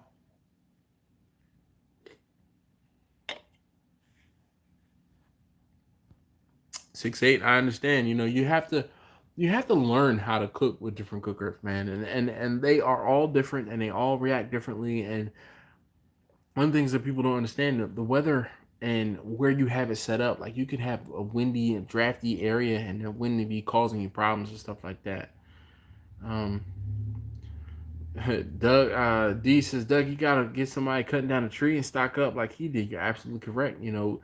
The you will find that once people start to learn that you do barbecue and that you use wood, they will break their necks to tell you about someone. Hey, my neighbor's tree just went down in the yard. If you come and get it, you can come and get it. Okay. You tell that cook better. Yep. You're absolutely right. Man, Clay says he usually starts about 3:30 a.m. for Saturday customers. You're right. This past Sunday, I had to cook for someone, and my alarm went off at 2:30 in the morning. It went off at 2:30. I was out of the smoker at 3, and the food went on at 4, and I was done. I think I was done about noon. But I was up at 2:30, and I was awake from 2:30 until like 9 o'clock on Sunday night. Yeah, it doesn't stop. It doesn't stop. So hey, if you haven't already, please do me a solid and hit that thumbs up button for me. There's a couple of you guys who have popped in a little late. I'd greatly appreciate it. Sweet Cheeks Barbecue. That's what's up, man. I like that. 4 is enough for the night, my brother. Don't get wasted. I'm not. I'm chilling. Yeah, man. 2:30. Shoot, up at 2:30, and now the alarm went off at 2:30. Okay, I didn't actually get up until about 2:40 because I was like, all right, you know what? Like, I'm doing the math in my head. Like, nah, man. If I get out there and get the fire started by 3, I'm using Vicky tonight, so it'll be fine if I do that. I was like, all right, another 5 minutes, another 5 minutes. Oh man, and my phone alarm, I can turn it off from my watch, right? So I'm like, snooze. It's 2:45. I'm like, all right, I gotta get up because I don't want to oversleep. I do not want to miss this. The cook I had this past weekend, the young lady wanted a whole brisket and some beef ribs. And the reason why, I won't say I broke my neck, but the reason why I did it for with very little effort is because she works in HR for a corporate company, and she hit me up about catering their Thanksgiving Day celebration, or it's like a Thanksgiving celebration. And when she hit me up about the Thanksgiving celebration, I'm like, sure, no problem. It won't be an issue. Just, kind of let me know. And in between us figuring out what she wanted for her catering, she hit me up and she said, hey, if I want to get something for myself, what do I have to do? I'm like, all you gotta do is just let me know what you want and when you want it. She's like, can I get food this weekend? I said, unfortunately, I can't do anything on Saturday. I said, but I'm like, Sunday is available. If you want me to, I can cook for you Sunday. And she's like, okay. And we start going back and forth. She's like, I want to taste a little bit of everything. And I'm thinking to myself, no, man, why? Like, you guys know, you cook pork shoulder. The smallest pork shoulder I might be able to find is 15 pounds. Like, and I don't like cooking the picnics. I only like cooking butts, right? Boston butts. So I'm like, oh man, that's like 15 pounds. And I'm telling her, I'm like, yo, I have a 2.5 pound minimum. Okay. So 2.5 pounds usually or typically will cover my costs. And I started explaining to her, I said, I can't get anything less than 15 pounds. When I cook 15 pounds, I said I'll get about 7 or 8 pounds that I can cook or I can sell. I said I'm giving you 2.5 pounds. I said I have 5 pounds of whatever it is I need to sell off, and you want me to do that for pork, brisket, and chicken. It's just like, oh, I really want to just, I want to taste everything, but I want to make sure it's worth you, make it worth your while. And I'm like, okay, fine. So then she's like, well, then she starts talking about ribs. And then she wants a rib roast, a beef rib roast. And I'm like, I can cook a rib roast for you. But like typically that's something I'll do for my family. Like that's a holiday meal type thing. Like not something that you would get, a few weeks before Thanksgiving. Like it's gonna be super duper expensive. It's just like, oh, don't worry about cost. I'm not worried about cost. I'm like, okay, I can cook it for you. So then she keeps diving on my website and she's looking at pictures and she says, I'm so sorry. I really don't want a rib roast. I want beef ribs. And I'm like, beef ribs? Now we're talking. That's easy. I can do those for you because I have a spot to get beef ribs. The full plate beef ribs. So come to find out, she just wanted brisket and beef ribs. So that's what I cooked for her. And it was super duper simple in the grand scheme of things. She also wanted some chicken wings, which again wasn't that big of a deal. Glock Almighty says, "Hey, I just turned in. I need your tuna fish recipe. I don't have a tuna fish recipe. Unfortunately, I had some wood from a tree, I guess, that someone cut, but I noticed that smoke burnt dirty. All right, so 6-8. So the smoke burnt dirty either because it's not seasoned enough and it's not dried out, or it doesn't have enough, or it's not getting enough air. Now, the reason why it might burn, also another reason why it might be burning dirty is because it could be a different type of wood than you're used to cooking with. I find oak burns clean. I've used mulberry in the past and it burned dirty. It's just because of the way that those two different woods were. Not that one was better than the other or worse than the other. It's just they were different. Texas Confederate, thank you very much for popping in and hanging out. I really appreciate it. William Harris, well, thank you very much. He says, sup, buddy? Nothing, man. Hey, yo, how you doing this evening? All right. The wood may not have been all the way dry. Yep, that's exactly what I said. Oh, witness don't understand.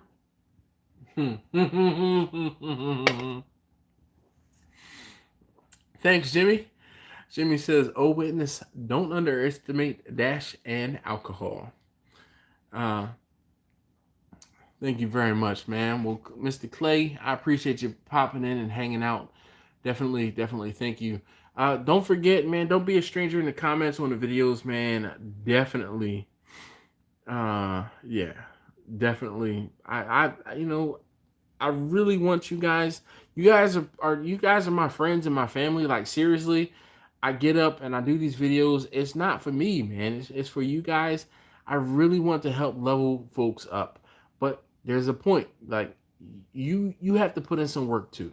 All right. So Clay, Mr. Clay, thank you very much, man. I'm glad you found my channel as well. Up at 2:30 with the WTF face. Yep, man. But you know what? WTF, because I'd already been paid. So, it's one of those things where I have to do it. Like, I'm not trying to give her a refund.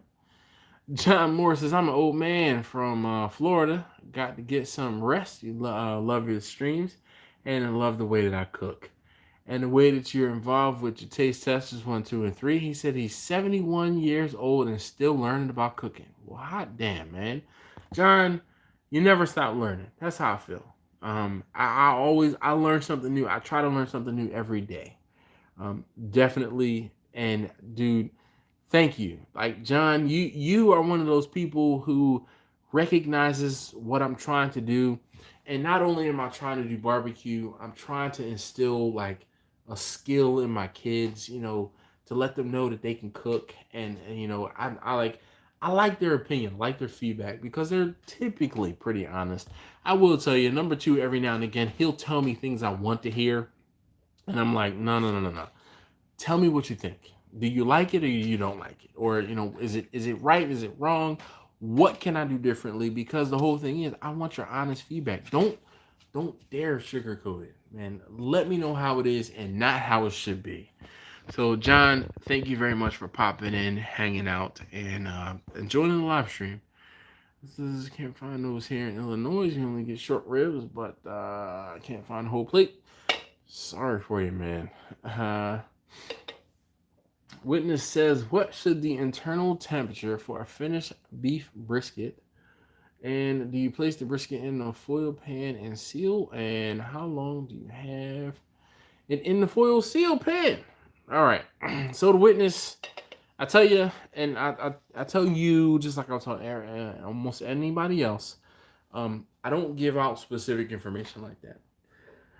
Reason being is because you have to figure out how you like your brisket. Now, I can give you some direction, okay? My direction is going to be as follows. The internal temperature for a finished brisket is going to be between 200 and 205 degrees. You can figure out where in there, and this again is my opinion, okay? You can figure out where in that range you like the feel of your brisket. If you want a little more bite to your brisket, you might take it off closer to 200. If you like them a little bit more, you know, fall apart, you know, like hot knife through butter when you stick a temperature probe or a thermometer into it, then you might go closer to 205. But you have to keep in mind that when that brisket comes out of the smoker, when it comes off the smoker, when you rest it, it's still going to temp up a little bit. All right? It's still going to continue to cooking a little bit. So keep that in mind. And you said, okay, well, I'm going to take it to 205. Well, that brisket might end up at 207 or 210 or 212, depending on how hot and fast how you cooked it and the way that's going to, you know, continue to cook in. Now, as far as the brisket in the foil pan, I've showed you guys plenty of times. I take the brisket, put it in the foil pan. That's it. I don't add any liquid to it. Sorry. And I do wrap it tightly with aluminum foil. And then it says, how long do you have it in the foil seal pan? I have it in the foil seal pan until it hits the temperature that I want. My finished temperature. Jack from Out of Order Barbecue says, what up, man? My blood sugar from drinking all these beers. That's probably about it at this point.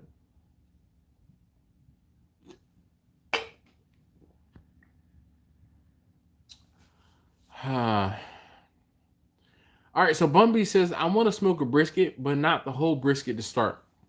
Would you suggest a flat or a point as a starter? So here's the thing. You're probably not going to be able to find a point unless you go to a butcher and buy it, and then you're spending more money. So to be completely honest with you, what I would tell you to do is, and it is like really difficult because there's multiple ways you can go. Like you can get like a chuck roast or something like that, but it's not the same. I'm honestly, you're going to probably want to buy a whole brisket. And hear me out.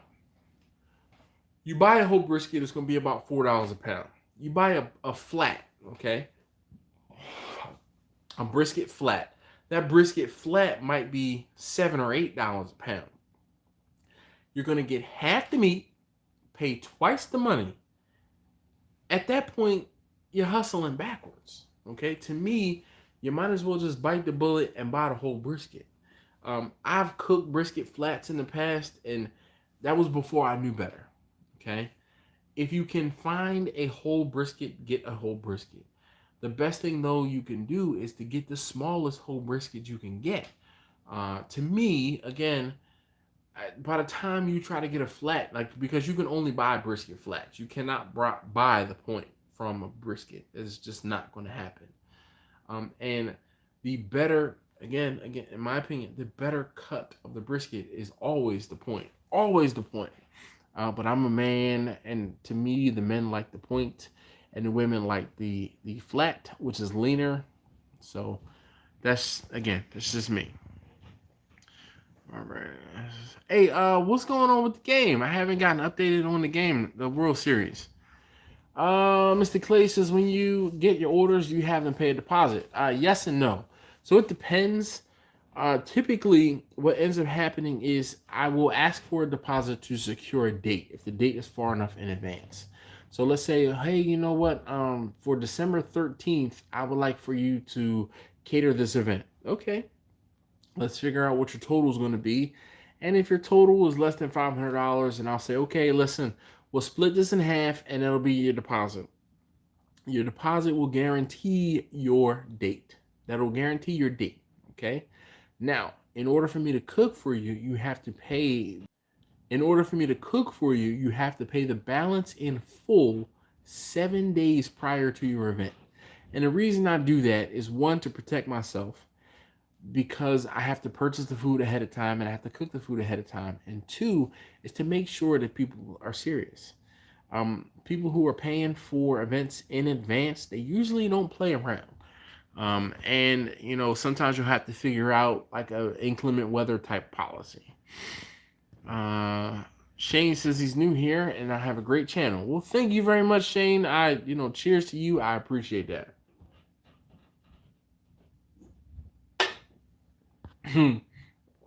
Jeff says he could tell that about number two because sometimes how I look at him when he answers and he knows and he knows it and he smiles big. You're absolutely correct, man. That little boy, he's like me. He's like, it's not like, and I'm trying to get better because I am a people pleaser. All right, I know that. I know that about my personality. I'm a people pleaser, but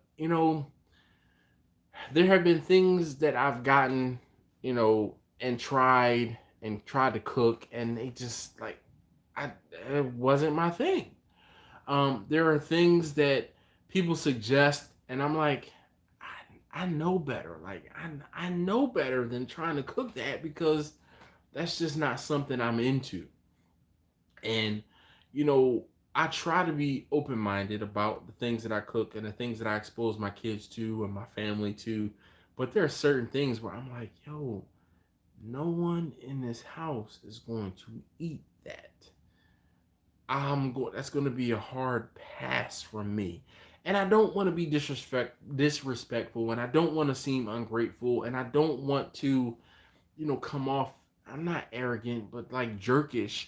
But you know, when you like, I do a lot of cooking around my house. I do a lot of cooking. I probably cook 3 to 4 days a week around my house. And or I make sure that the meals are, I won't say meals are done, but I make sure I'm in charge of cooking at least 3 to 4 times a week. And I can go someplace and pick something up. Or I can go someplace and have, or I don't really like, I don't do delivery.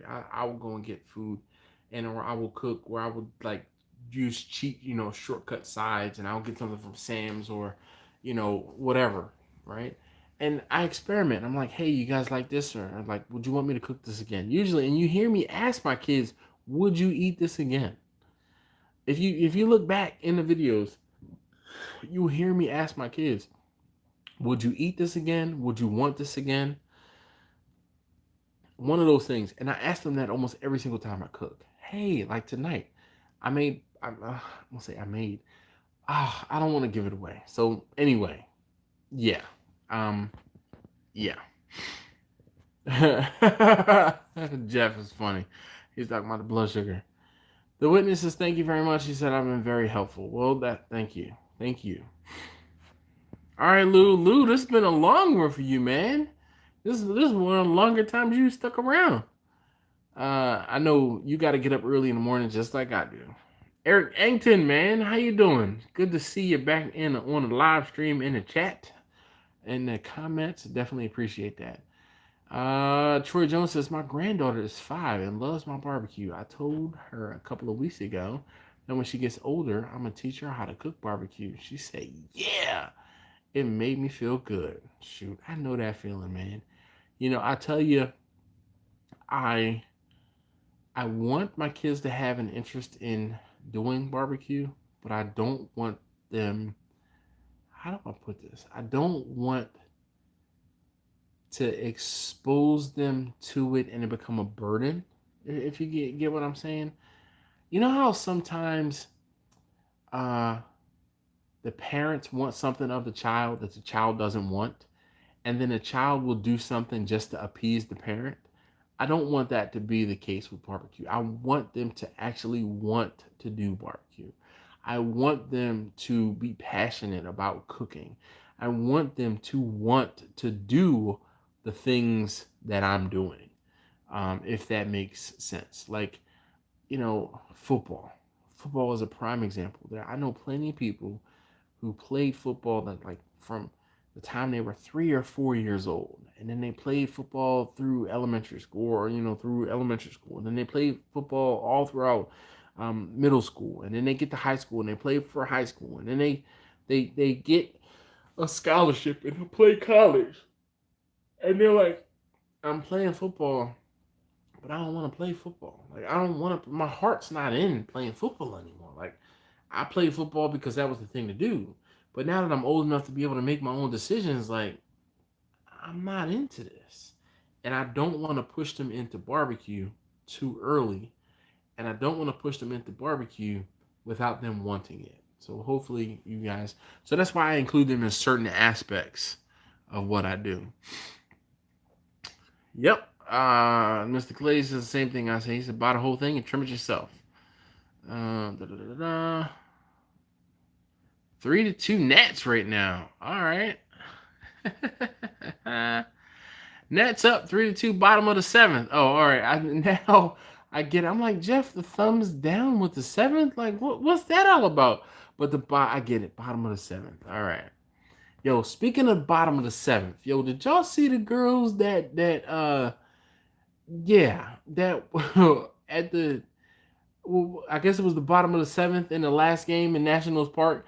They flashed the pitcher. Yo, wild times. Anyway, all right. So Gerald says, "Hey, quick pointer on buying wood splits.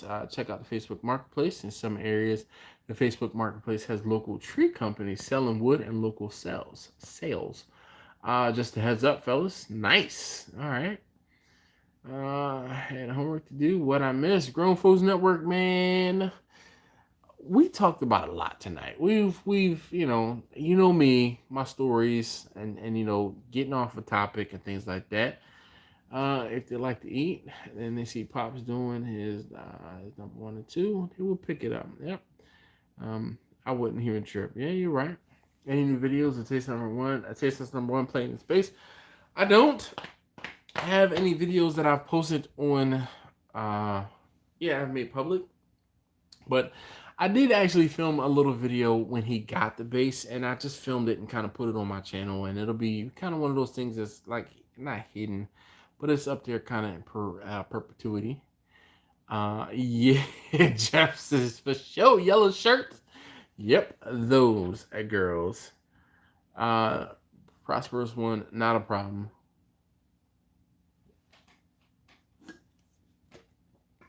So, Mr. Hockett, I will tell you this.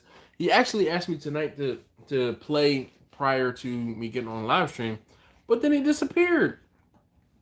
Like, I don't know where he went. All right, that was number 4. Here's number 5, and we are at the 2-hour mark, or just about. You guys, if you guys are willing to hang out, I'm willing to keep on talking. So if you guys ask more questions, I will, keep on keeping on. I'm good for another about 15 minutes with this beer.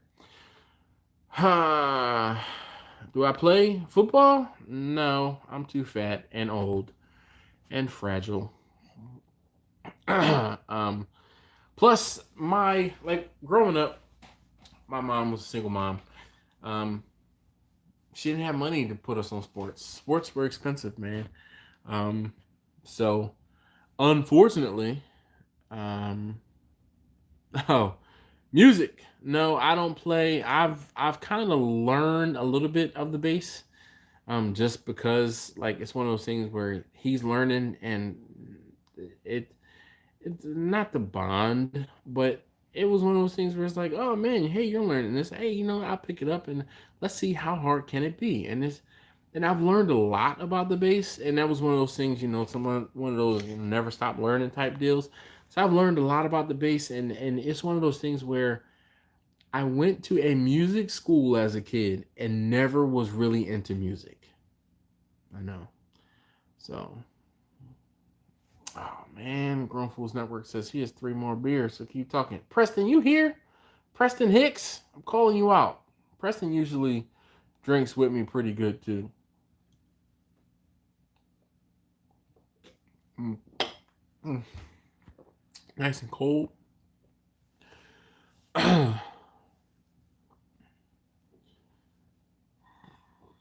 Nice.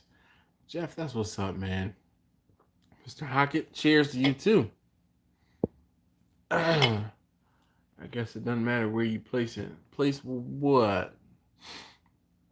Prosperous ones as a kid as well, and appreciate everything I learned from you. Well, thank you very much, man. I appreciate that. Ooh, goodness, Troy. Woo, that's you got that one. He said Bombay Sapphire on the rocks. Woo, cracking my neck just thinking about that gin. Nothing wrong with Bombay. It's just gin is not my thing. I'll drink it when I have to or on occasion, but yeah, I will take moonshine over gin, vodka over gin. I'll even do rum over gin, and rum is, it's just not my thing. Like, give me vodka or give me death. It's one of those type things. If I can't get moonshine, I prefer vodka. I am a clear liquor type dude. Not even like browns. Nope, not my thing. But I'll drink them on occasion, especially if it's free. Thank you very much, Jacqueline and Dad, J&D, and oh my gosh, I know you said what your name was, and I'm drawing a blank as to what it was, but I know more often than not, the person behind the comments is not Jacqueline. It's probably Dad, so we might just have to call you Pops or something. Northeast Beast, man, I know how that goes. That's why I'm glad my children are of that age where they clean the kitchen. You still learn from other barbecue videos. Also, gin rules. All right, so Grown Folks Network, I tell you what, I'll be completely honest with you. There are things that I have learned from other folks' barbecue videos. But then at the same time, there are things that frustrate me to no end. Okay? Case in point. Here's one thing that frustrates me to no end. You cook a brisket. You cook beef ribs. You cook something, period. And you work hard to make sure that whatever it is you're cooking is moist. And then you slice it, and then you do this. I'm going to squeeze all the moisture out to show you how moist it is. What? What kind of sense does that make? I'll wait. Tell me your reasoning down below. I'll wait.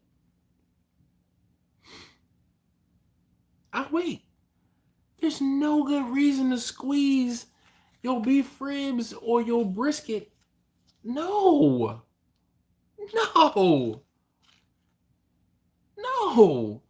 There's no reason for that. Let's see. Blessed declare. Yeah, Jimmy, I'm almost out.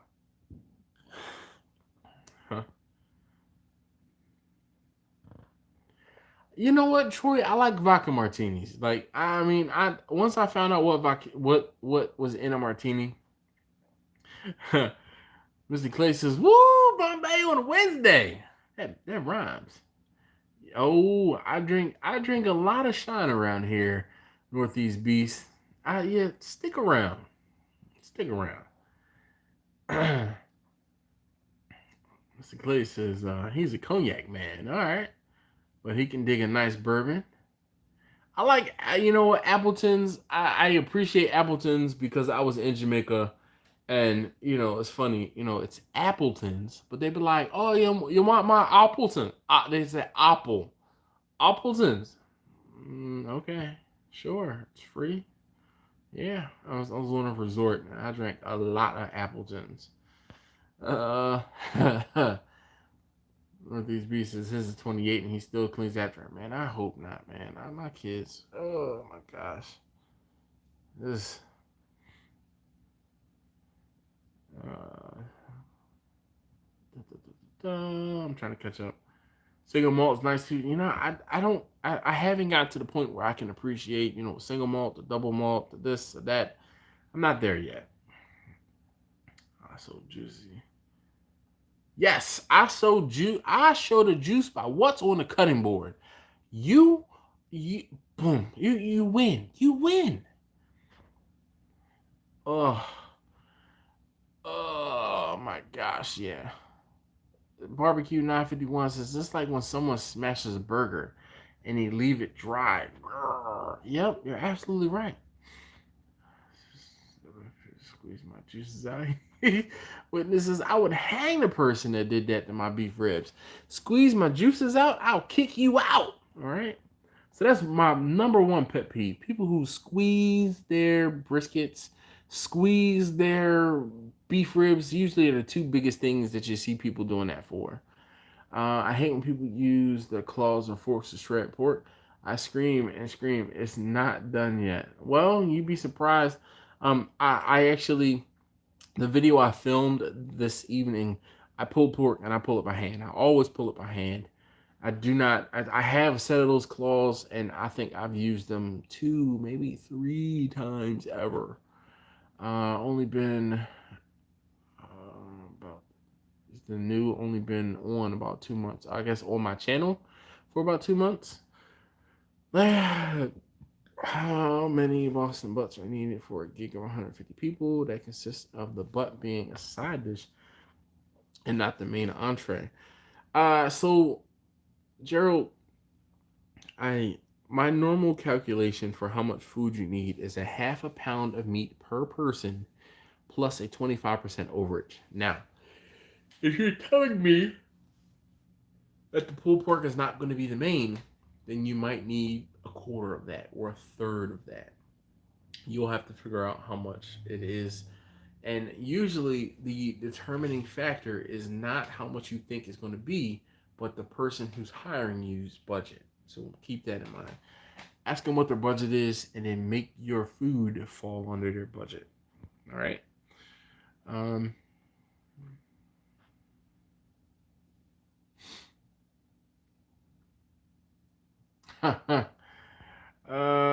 Pat Lofton says, I was going to say this about barbecue comp before I had to step and go be a dad for a bit. He says, you can set up with a Weber kettle and pop tent besides a $500,000 setup and actually win. You're absolutely correct, man. I took my Weber kettle to that SEA event and I did better than a lot of people who had some very expensive PK grills. Okay. And those PK grills are like $1,000 and $1,500 a pop, and I wish I had the money for that, but I don't. So I'll use what I have in my secondhand Craigslist Weber kettle that I put into a table. What's even funnier is when I went to the SCA event, I had multiple people ask me about that table. They're looking at it and they're like, "Wow, this is nice. Where'd you get this?" I'm like, "I made it." "You made this?" "Yeah." "How?" "I cut a hole in the stainless steel prep table." "What?"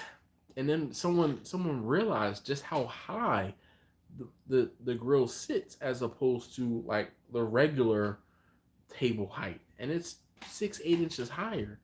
And I'm like, yo, as I get older, I know better than to want to bend over. Like having stuff higher, oh my gosh, so much better. So much better.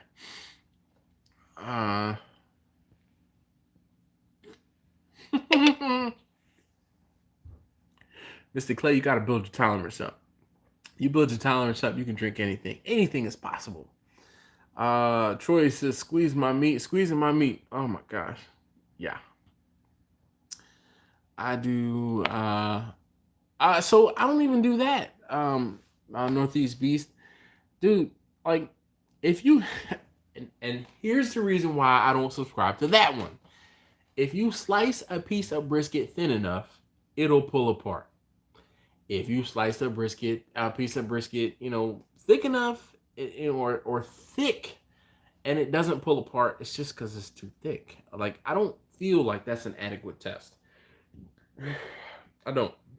And I understand you're trying to visually convey that your brisket is moist and that your brisket is done. You know what? I just don't subscribe, man. I don't. I will tell you my brisket is fine, and you know how you'll know my brisket is fine? When someone eats it. That's about it. Like, you can tell when a brisket is overdone or a brisket is dry when someone is slicing it and it starts to fall apart. There are times when I've had briskets on my videos where I'm like, oh man, this brisket is just a little bit overdone. Like, the bottom might be a little bit overdone because of the fact that the bottom is taking the brunt of the heat. So, I mean, those times when I have that little bit of brisket that falls apart, and I'm like, Argh. But you never see me do like a pull apart test. You never see me squeeze brisket. Oh, Mr. Hawkins' old man is Nats 4-2 at the top of the eighth. Never made rib tips for a party yesterday, and there was pulled pork. I would rather have the tips deboned than have pulled pork on a bun, personally. Well, you know what? Different strokes for different folks, man. Truth about it is not the cooker, but the main man time presentation. Yeah, absolutely right, man. Sometimes it is about the. I don't know, man. Is I don't. Again, I don't subscribe, man. I just don't. To me, that's not what does it. Um. Yep. Taste and eat. Grown Foods Network says some people think the more you spend on the grill, the better cook you will be. $1,000 grill and a dry piece of meat. Thank you for wasting my time. Absolutely correct. Jack says, Dash, we all know that half of smoking involves what we're drinking and at the time, and what kind of cigarettes that people smoke Camels. So if you've never been on a live stream, Jack swears up and down that his cooking tastes just like his Camels. I don't believe it. I think Jack is modest, and I think he's pulling my leg. Because there's no way. There's no way, man. If you've been watching my videos, there's no way that you are making bad barbecue. There's no way. Jack, I just don't. I don't believe it.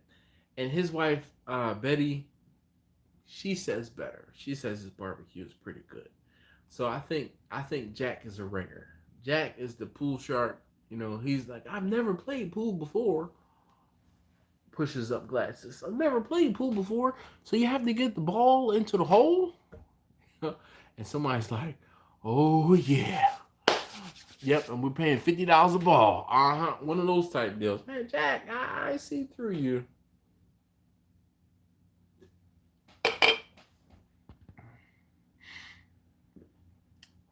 Yes. Troy says better to learn low budget than when you get some skills you can upgrade, and that's exactly it, Troy.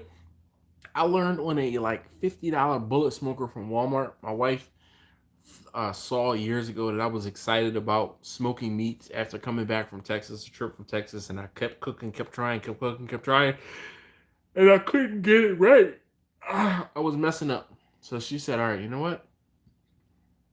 I'm going to go ahead, and she's like, I'm going to take you to, not take you, but we went to Walmart, and she bought this little teeny smoker. Bullet smoker, I still have it. It's out in the garage. And that bullet smoker, I cooked on it, man. I cooked on it, and it sucked. It sucked, but I learned a lot. And I took the principles that I learned on that little teeny bullet smoker, and I applied them to the ugly drum smoker, and I leveled up, definitely. And it was a paradigm shift, going from that bullet smoker to the ugly drum, and it was, as they say, history. Um, yep. So Northeast Beast says I've done briskets on a 20-inch square charcoal grill, and that turned out just as good as something off of 1,000 hour smoker. I agree. Why would I want my food to taste like cigarettes? No, Grown Force Network. So what Jack is saying that his food tastes like cigarettes. He's saying that he doesn't cook well enough to make his food taste like anything other than cigarettes. Overdone brisket is okay, but that one stretches like rubber band. Can't do that. You can also buy a $10,000 cooker that won't work correctly. Oh man, absolutely right there, Mr. Thalon. Like, how do you? Well, oh, so how do you pronounce your name, sir? I want to say it correctly. He says, "Hi, barbecue family from South Korea," and I know. Mm, I know how to ask how you are in Korean. It's just escaping me right now.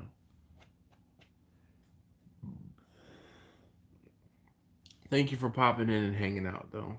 Really, if you haven't already, not just you. Uh, if you haven't, uh, hit that thumbs up, please do. Jeff says his first smoker was a crap bullet Brinkman. That's exactly what I had. Grownfuls Network says good night, man. Hey, look, uh, do well on your test. He said he was studying, so do well on your tests and your homework, man. Definitely. 2 Weber kettles and a Weber electric and a barrel charbroil. All right. What do you prefer? I learned select cuts of meat. Figure if I can make select tender, then I can cook any cut. All right. Choice is basic Weber kettle. Sean, thank you very much for hanging out. Definitely. The T is silent. So, Mr. Long, maybe? Long? I don't know. Let me know how do I pronounce your name? I'm a big proponent of saying someone's name or saying folks' name correctly. I read something or saw something long ago that said there's no sweeter sound than the sound of your name. And especially if someone who has a name that is not easy. So I can read this TLONG, but how do I pronounce it? Do I pronounce the T? Do I pronounce the L? Is the L silent? Is the G silent? Like I just want to know how to pronounce your name so I can say it correctly. Okay, so Mr. Long, is it long like long or is it like lung like? Because I work with a guy. His name is Myung. Okay, and it's Myoung, and and I'm probably saying it incorrectly. He's South Korean, and it's probably more like Myung altogether, but he goes by Myung, and there's a difference between Myung and Myung. It's just the inflection, and I have a good enough ear to know that. So that's one of the difficulties I have with talking to people via text because I want to be able to say your names correctly. That's the least I can do. I mean, I have a pretty easy name, Dash, but hey, whatever.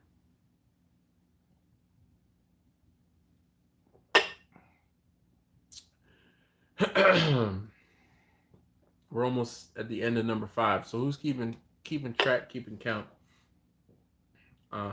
So it sounds like the Nets might be about to win. Oh, I don't want to jinx them, but I kind of want to put on the TV so that I can see or hear it.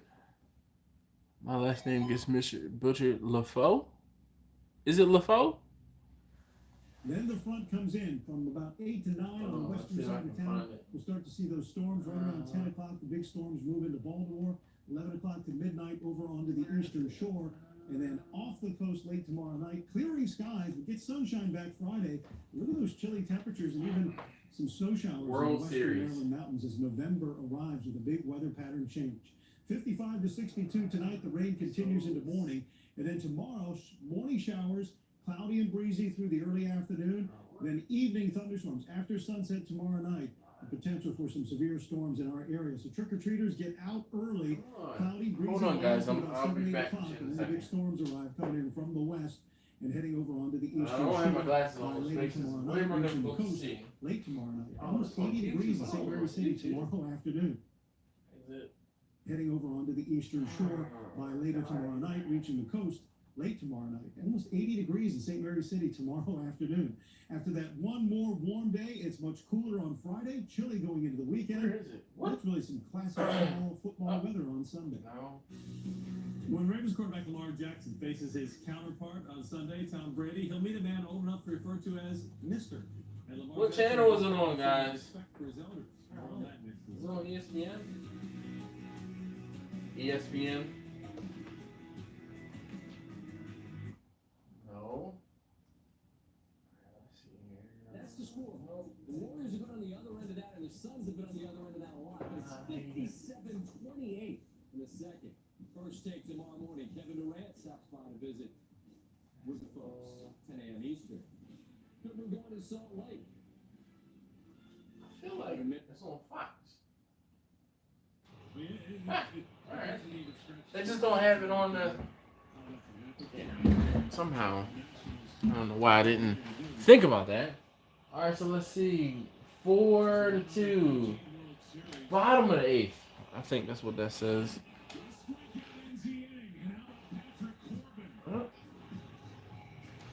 Alright. And you're on to the 9th inning. Thank you, guys. I found it. Right now, there is more private information on your phone than in your Nah, I got it. Thanks, Josh. so many details about your life. Yeah, the whole thing was the TV, like the TV guide, still had the news. So, but I mean, I kind of figured, yo, it's got to be on Fox, right? So let's forget about it. Let's just finish up. We will, like, together we can watch the end of the World Series and hang out. Like, I'm completely down. There's the last beer that I'm going to drink. This is number 5. I have number 6 in there. I gotta get something to eat though. Don't worry, you're covered, and you're saving money. Oh, Flo. That 5th beer got you. I couldn't find it. 6-8. You know, shh. Alright. You know, we're not talking about me right now. I see. I'm the one that understood what you were trying to say, but I'm 5 beers in. I know I did have beer for dinner. You're absolutely correct. There's nothing wrong with drinking. Drinking your dinner every now and again. Look, you guys, what's your favorite Girl Scout cookies? Anybody else? My favorites are Thin Mints. And I have half a sleeve here that, because it's within arm's reach, I'm getting ready to demolish.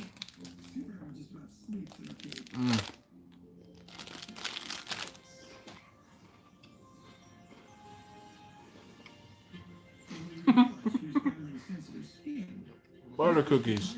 Alright. Thin Mints frozen. I knew I liked you for a reason. Yes! So Jeff says he's a Rangers fan. His wife is an Astros fan. He has his Astros hat on, and he's legit pissed right now. And it's not even his team. So have they not been playing, or what? They just didn't show up?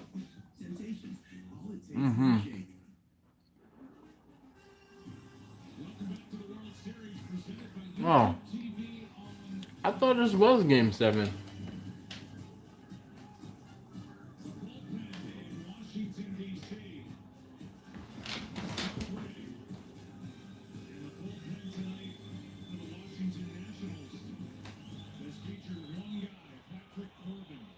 Yo, he throws sidearm. You see that? Ryan Zimmerman, ninth inning underway. 4-2 Nationals here in Game 7.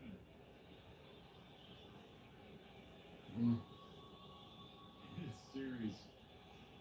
No, this is Game 7. What are you talking about?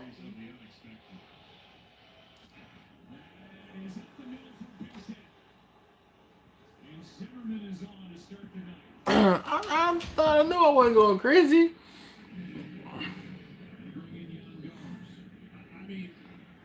This is Game 7. Exactly. Hey, Mr. Clay, man, thank you very much. And, you know, we'll be talking next week. Yeah, Mr. Hoggett. This is Game 7. That's why I wanted to turn it on.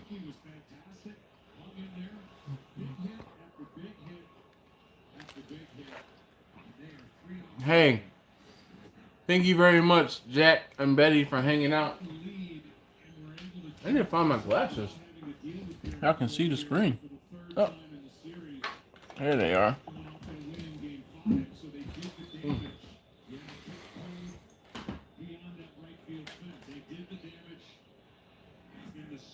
That's crazy. My man's throwing sidearm.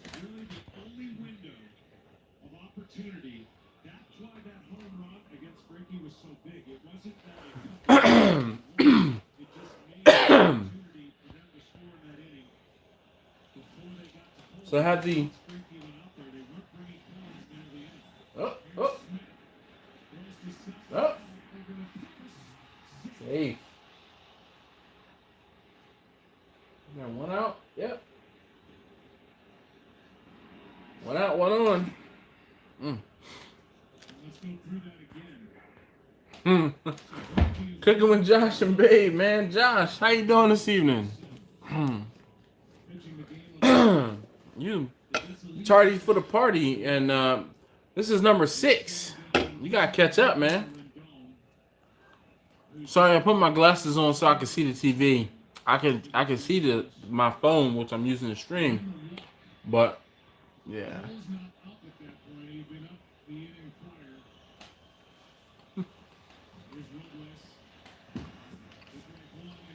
Oh man, this is Babe. Okay, Babe, how you doing? Hey, girl. Babe, I thought you had your own channel. And I apologize because I don't remember your name, and I know they've said it, and you said it. Nope, not gonna make it. 1 out, 2 on. I feel like somebody about to come out and do a whole other Grand Slam or something. Oh, Josh, man, I appreciate it, man. Thanks for the message. Dolphins lost. Oh, Dodgers lost, so it don't matter who wins. I feel the same way.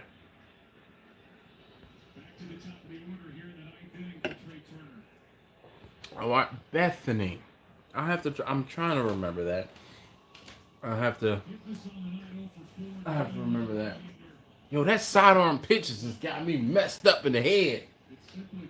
My man throws sidearm. I'm sure you guys probably seen it all season, but I haven't. Woo! Oh.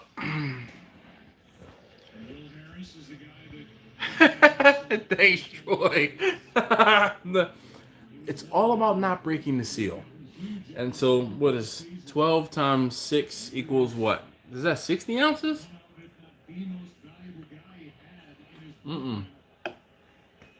12 times 6 is 72. Now that you start talking about it, I'm going to have to pee in a second. Watch. Thanks. Thanks.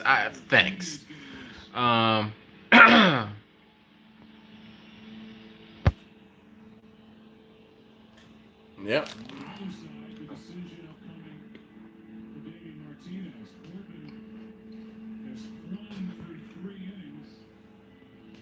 I did the math fast enough. I'm not that drunk. So, Bethany, I was thinking about this, actually. My wife had a girl she worked with a while ago. And this girl had a Maxima, a Nissan Maxima. And we went to the beach. We went to Wildwood. And I was the only one that knew how to get to Wildwood. So Bethany's car, and we drove in Bethany's car. Because it was myself, my then girlfriend, my now wife, and one of my best friends, who I was trying to hook up with Bethany. We know one of those type double couple type deals. And I told Bethany, I was like, oh, I'll give you directions and blah, blah, blah. And she threw me the keys to her car. And she's like, you drive. I was like, you gonna let me drive your car? She's like, yeah. So I'm driving her car. And, we're going down like this little 2-lane road and I could pass people. And I said, hey, do you mind if I go around this person? She's like, do I mind? She's like, drop 2 gears and go. I was like, I'm like, my girlfriend is sitting right next to me, but oh my God, I'm in love. Like, but still my heart, because she was one of those people, a girl who drove a stick and drove her car the way it was meant to be driven. So I'll never forget Bethany. So I'll try to remember, Bethany. I can't promise you though, but I'll try.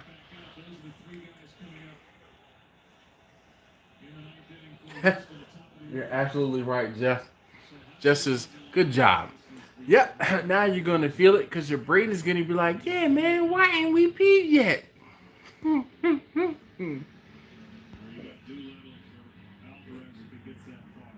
That's what's up. Bethany says she can drive a stick. Perfect. I tried to teach my wife. I did teach her kind of, but I haven't had. Ooh, take your base. Yeah.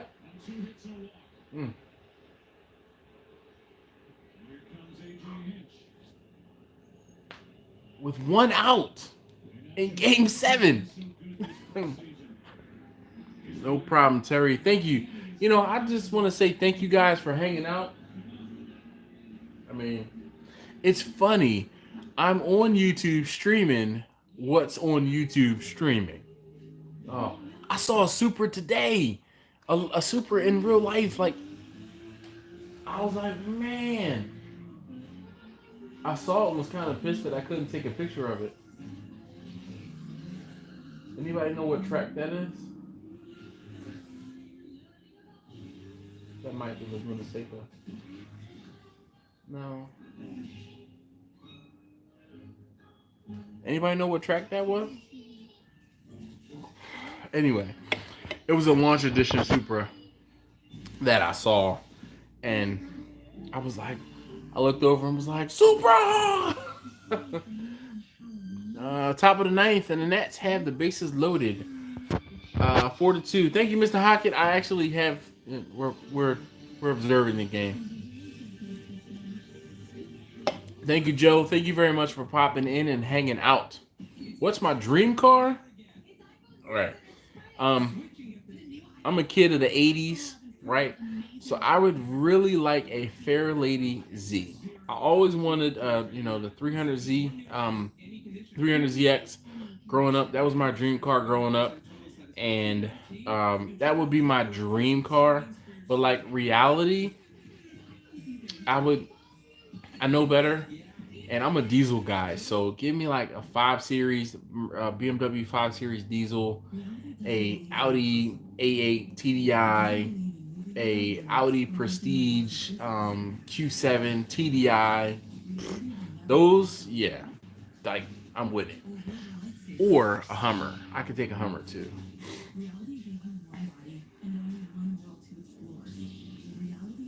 Savage True, who's winning? The Nats are up 4-2 right now. Well, Maurice, I'm watching it now. We're gonna finish it. I might as well stay up and watch it. I mean, I had more beer in the refrigerator. If we need to drink more, we can. And I have people to keep me awake. You guys are talking. He said, "Oh no!" He must be an Astros fan. but it's the top of the ninth, and 1 out, bases loaded. Washington is at bat. So.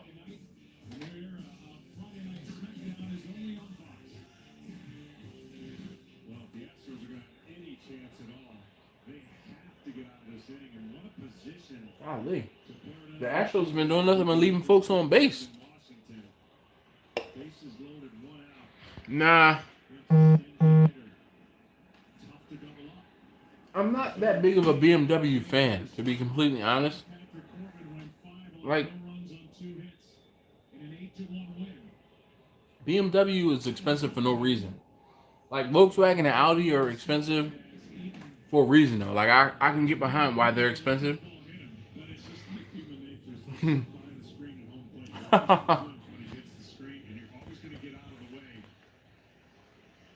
Cubs all the way. Bethany says, here we go. Yep. Diesel, huh? I have a 2015 535i. My dream car would be a 911. Uh-oh. Uh-oh. Oh my God! Yo! Biggest game of your life and you don't watch the ball get into your glove? What? What? Who does that? Yo. That man. Wow.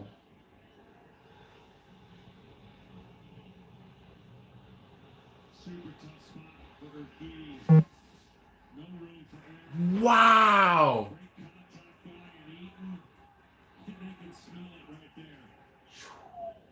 That's nuts. That's nuts. It is 11:37 currently in Baltimore.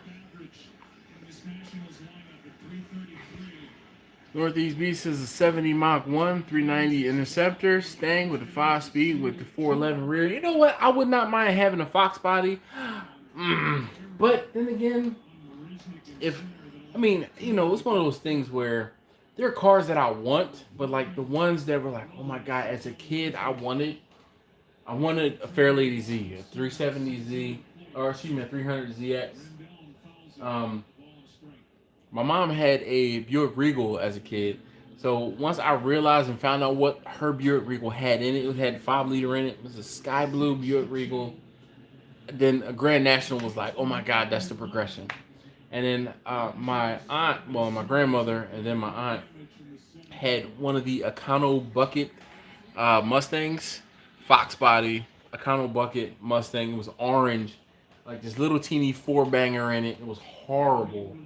Automatic too, but I would love a Fox body, just because.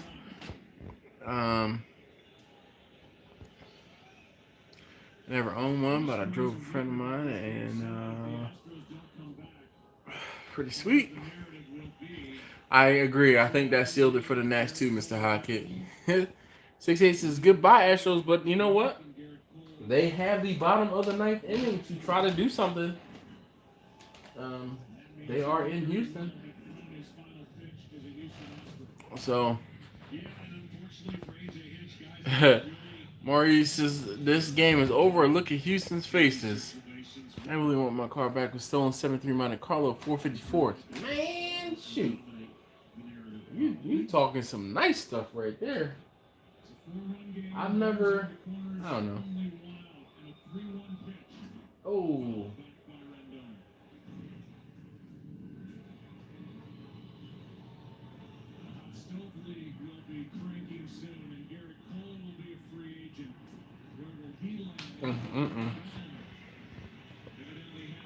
Grand Nationals are definitely sweet. Savage Drew says he's building 81 Cutlass with T-tops.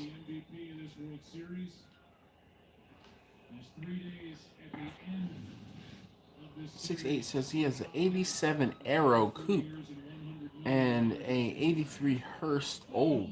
Nice. Catch it. 2 down, 2 on. Uh-oh. That next hit, man, there's another run coming in.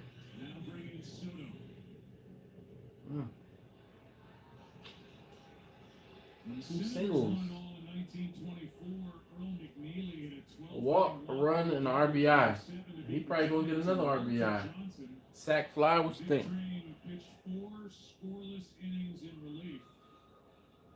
was his only relief appearance all year after winning 24 games in the regular season. He had started and lost 68 Olds, 355 Rocket. Man, the only thing I'm trying to build is my credit. Me too, Maurice. Me too. I would love to be able to build a car. I want a drag car. Troy Jones says he wants his first car back. It was a 57 Volkswagen. That probably was a Beetle. Was it a Beetle? Was it like a Carmen Ghia? What was it? Out of order, Jeff says I did own a Lincoln Continental Town Coupe with a 460 and I didn't keep it. It was too young and didn't know could have fixed it. Very cheap and just sold it. Man. Mike Rizzo. Huh. Woo! What I say? Huh?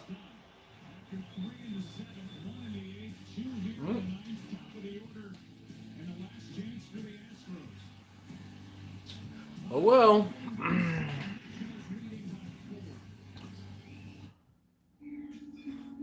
Yeah, drag car definitely. That was true. Funny. He said, "I just want to go sideways on Sunday with my gal." Me too. Drag and drift be top two things I want to do. Like seriously. All right. Troy says it was a Beetle. 3 more outs. You're absolutely right.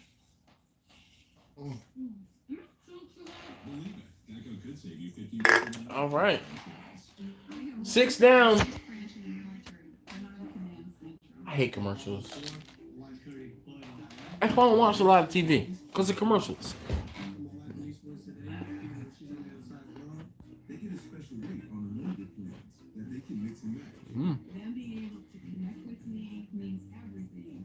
Do you guys think that Houston can score 4 runs? Well, 5 runs to win, 4 runs to tie. What do you guys think?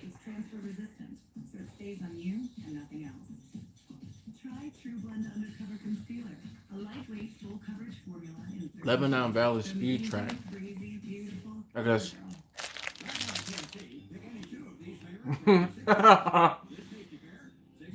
Bethany says no. Maurice says hell no. Mr. Hawkins says nope. Troy says no. We're going to see. What patients don't realize is what they eat and drink is likely acidic. And then what's Hey, look, as promised, those of you guys who hung out all the way to this point, I'm going to put the link, I'm going to post the link of the video that's going to be coming out tomorrow for you guys to be able to view it now. Give me a second, let me get the link. Jeff, please send it to me, man. I can't look at it right now.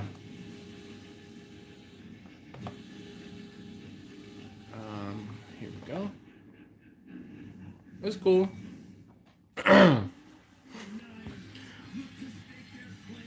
It's always next year. Jeff, that's funny. He said I can hear it. So I have a do not disturb window set up. It's like 5 minutes before 9 o'clock and up until I think 11:15 or 11:30. So we're definitely outside of that window. We're definitely outside of that window. And I'm going to keep talking because I do not want to get copyrighted. I just, I was kind of jamming along. I'm eating some Thin Mints. Would you like one? I'll offer you one. This one is for Bethany. We're going to put this one away. I'm going to eat my last one, and Bethany, you can have my last.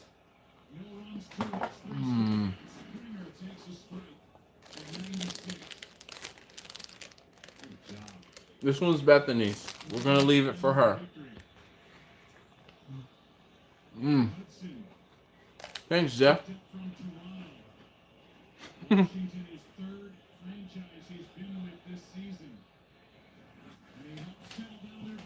Oh man. Seriously? You come up the bat and you pop fly out?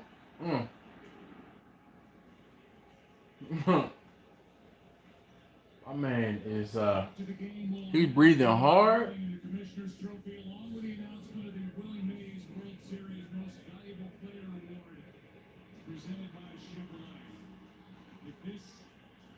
It's not Houston's night.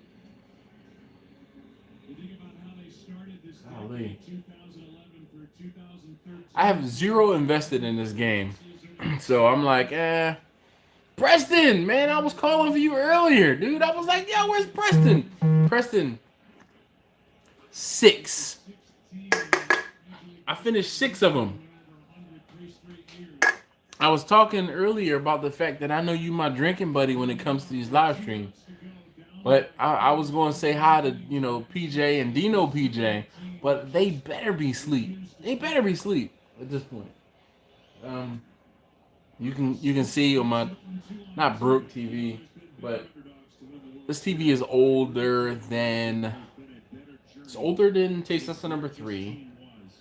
It's pretty old. And for whatever reason, we have these spots. Like, I don't know what the hell one of the kids did to the TV, but a lot of times, shows have the black boxes and it's not usually a problem. One out of the way. Yeah, damn it, Preston, why?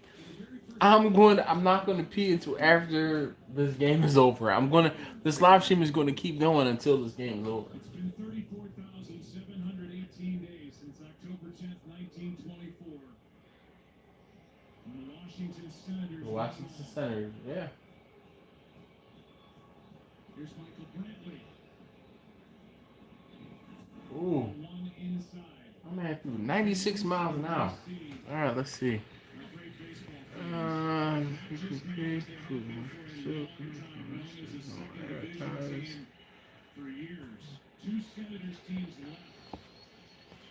All right, well, that's what's up, Preston.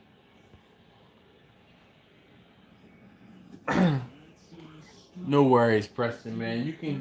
You have my permission to comment the entire time. I will reply to your comments. Definitely. But I've replied to almost all of the comments. Jeff, thank you very much, man. I tell you, I'm being completely honest with you. Facebook is my least favorite social media network. Man, you gonna put him on the base.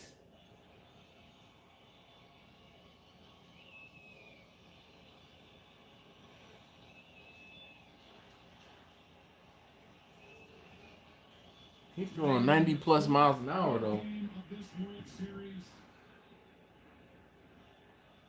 And just for the record, yes, I do have to pee at this point. Thanks, you guys. Wow. Strike 2. Woo! Brantley, you were unlucky today, brother. He's stuck. He's like, stay fair! Stay fair! Nope. Starting in 1969 in Montreal and Oh my goodness. trying to wrap up this World Series and win their first championship in franchise history. Inside. Well, I have a friend, Preston, who's a Niners fan, and he always gives me grief as an Eagles fan, He always talks about so much smack about how the Eagles never did anything and haven't won any Super Bowls, blah, blah, blah. He shut up real quick after the Eagles won. And he was one of the first people to call me after the Eagles won the World Series. Won the Super Bowl. So, up. Foul ball. Oh, man, we got a full count. 3-2. Oh, you might as well swing for the fences on this one.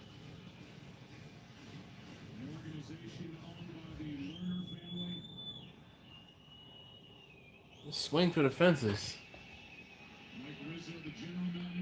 Yeah, my Eagles are getting healthy. Come on, man. Northeast beats Jeff. What are you talking about? Hell to the Redskins. Wow!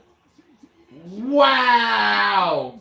The Nats won the World Series. Ah.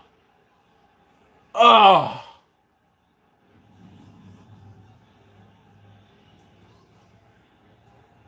Wow.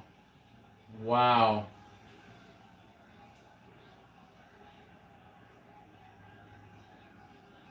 Your celebration's kind of corny though, man. It should be way more hype than that. Way more hype than that. Oh, somebody said something they had to bleep. Hey, look, you guys know what my team is. Look, I'm proud of my team. Party time in DC for sure. Look, I have to go into work late tomorrow. If I had to go into work early, I might take a ride down to DC and go partake in festivities, just like dancing and cheering, like yeah. Going to work smelling like goodness knows what. But now tomorrow I work late.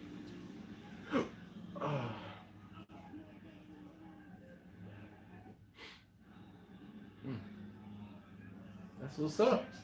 The Nets almost lost this series. They almost lost this series.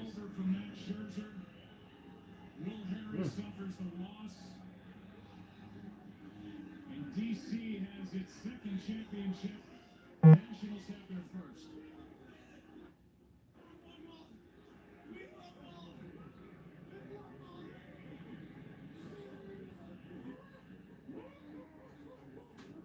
Yo, whose Ferrari is that?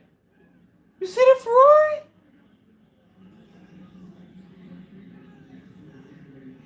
Why is there a Ferrari on the field? And whose is it? That's crazy. Am I the only one that saw the Ferrari? Oh my goodness.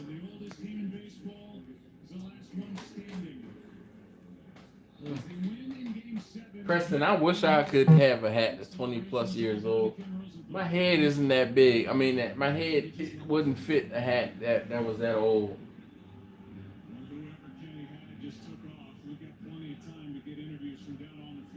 Yo, look at his beard. That's impressive.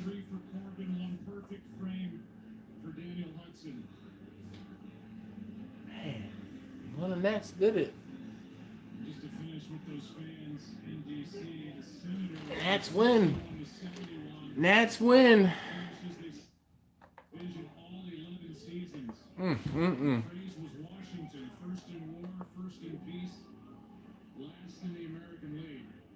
Woo.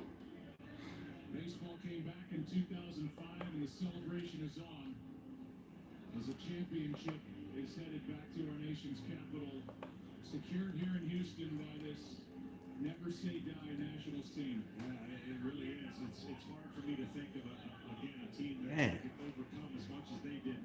Nice. Manager goes through some health scares and a day yesterday where a lot of them were concerned of how fired up he was.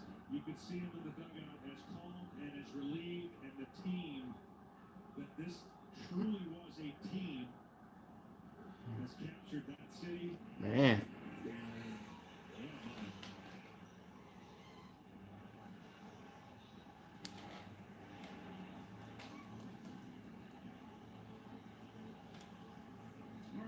Back to you. Thanks, Joe. Here next. Was it a C8? One of my friends said it was a C8. I didn't know. I thought it was a Ferrari.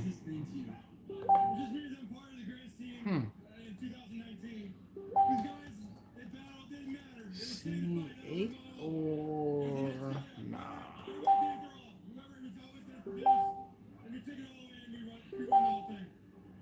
Yeah, from almost getting knocked out the champions. Look, now they're going crazy on Facebook Messenger. Huh. I thought it was a Ferrari. Anyway.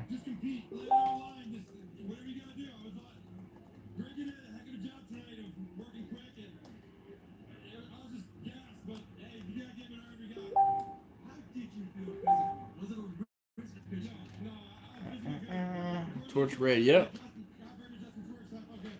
Yep, All right. Well, I said I would keep this going. Hey, look, we're 6 minutes away from 3 hours. Goodness gracious. Nice to see a team that never won do it. Yep. For some reason, you're ahead of me, but I see it now. Well, Jeff, I'm on the East Coast, so we're the better coast, best coast, best coast. Yep. I haven't cared about baseball since Canseco was traded to the Rangers. Wow, Preston, that's funny. And I remember having a Jose Canseco Astro. Was not Astros. Uh, what was the team he played on? I can see it in my mind.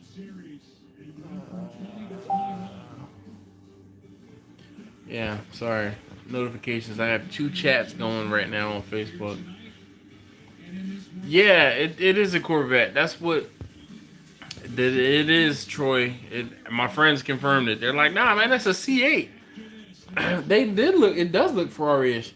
Hey, Bethany, you still here? And Oakland A's. Ah, gosh, I couldn't think about it.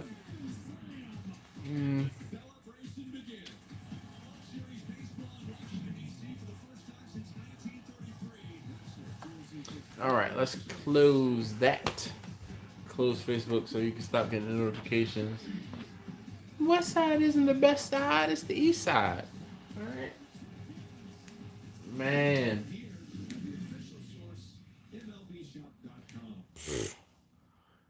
Oh, this Astros here going to waste. I seen it all gas station on the way. Oh, really? I can imagine. You know what? Some third world country is going to get that Astros world champion, t-shirt. And it'll be fine. They deserve it. Third coast. Nah, man, Brother Bear. East Coast is the best coast. For real. Alright, well, we can turn that TV off, which is cool. So, yeah, the Nats won the World Series. Southside, nothing. Bethany, you still here? If Bethany's not here, I'm going to eat her cookie. Oh, Pat, you dirty rat. You went out there and you looked at the video? Okay. Gulf Coast, Preston, whatever.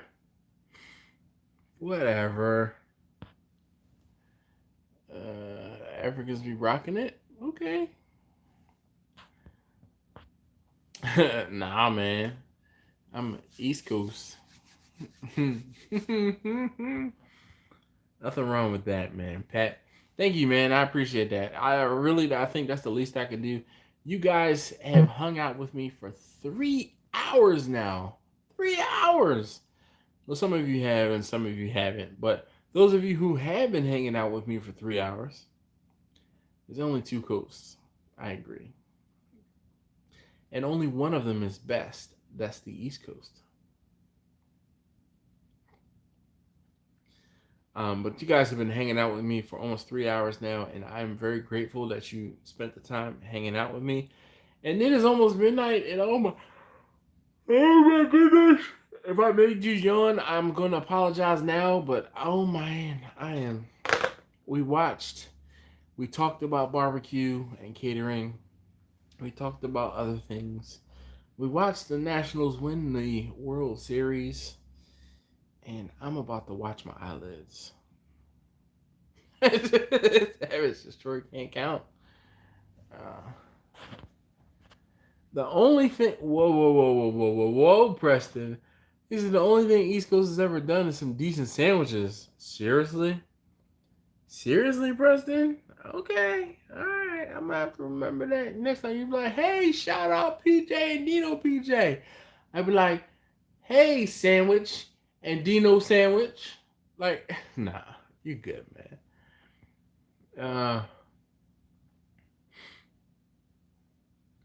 I haven't chilled for the 3, but always watch the replay and gives a thumbs up and comment. Well, I appreciate that, Jeff. Really, I do.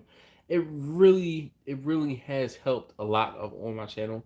I think I turned the corner in my channel when I started doing live streams, and it really did help a lot. Mr. Hackett, thank you very much. Good night to you. I know it's 9 o'clock there. Ooh, so late. I am about to fall out. Like I said, I hit that 3 hour mark and it's midnight. Goodness gracious. And I am wide awake. As soon as I go pee, I'm sure I'll be fast asleep though. Thank you, Jeff. Northeast Beast, thank you very much, sir, for hanging out.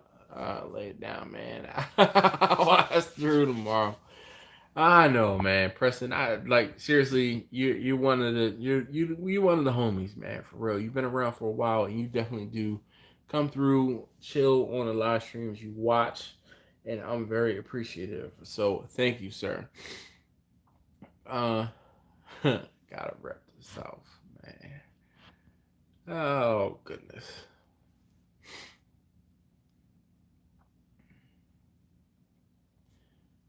Doug just popped up and Doug, it's midnight, man. I'm like this live stream is going way longer than it should have. Way longer. Oh, well, then again, he's in Australia, which is probably why he's just saying like, "Good day, mate." Well, look, good day, Doug from Devil's Grill. You're one of my inspirations to go out and start up a catering company. Cheers from Melbourne, Australia. Doug, good day. And I apologize, but I'm about to go good night. So you, sir, have a great day, because I know your day is about to start, or midday probably for you. But it's midnight for me, and I'm about to go to bed. Here's my next thing, Doug. I would like to see you comment on a video or some videos. So comment on some videos. Let me know you're watching, okay? Because I have seen an uptick in the Australian viewers. So obviously you're one of those Australian viewers, and I would love to hear and see some of your feedback. So thank you very much, sir. I'm going to single you out because you are in Australia. So I'm going to ask you to lead the charge to call out your fellow Aussies in commenting on my videos. He said, "Hola." Hey, Maurice, thank you very much, man. Definitely peace out. Thank you so very much, guys. I really, tonight was an awesome live stream. Like, really, thank you. If you haven't already, so Greg, since you're here right now, and you're probably, excuse me, not Greg, Doug. I'm so sorry, Doug. I'm 6 beers in. So Doug, scroll back up into the. Oh, I don't know if you can when you come in late like that. You might not be able to scroll back up into the chat. I was gonna say scroll back up into the chat. The video that's gonna go live tomorrow morning at 7 a.m. Eastern time is actually, I posted a link where you can check it out ahead of time. So if you can scroll back, check it out. You deserve to be able to watch it. Anyone else who's here at this point, 3 and some change hours in, scroll back probably about 15-20 minutes, look at the chat, and you can get access to that live stream, or excuse me, to the video that's going to go live tomorrow, my time. Oh shoot, man, it's today. It's later today. Wait a minute. Happy Halloween, guys. Happy Halloween. It's officially Halloween for me. So thank you guys again. I know I say it a lot, but really I do appreciate you guys hanging out with me. And I'm gone. Finally, I'm going to bed. Thank you guys. See you next week.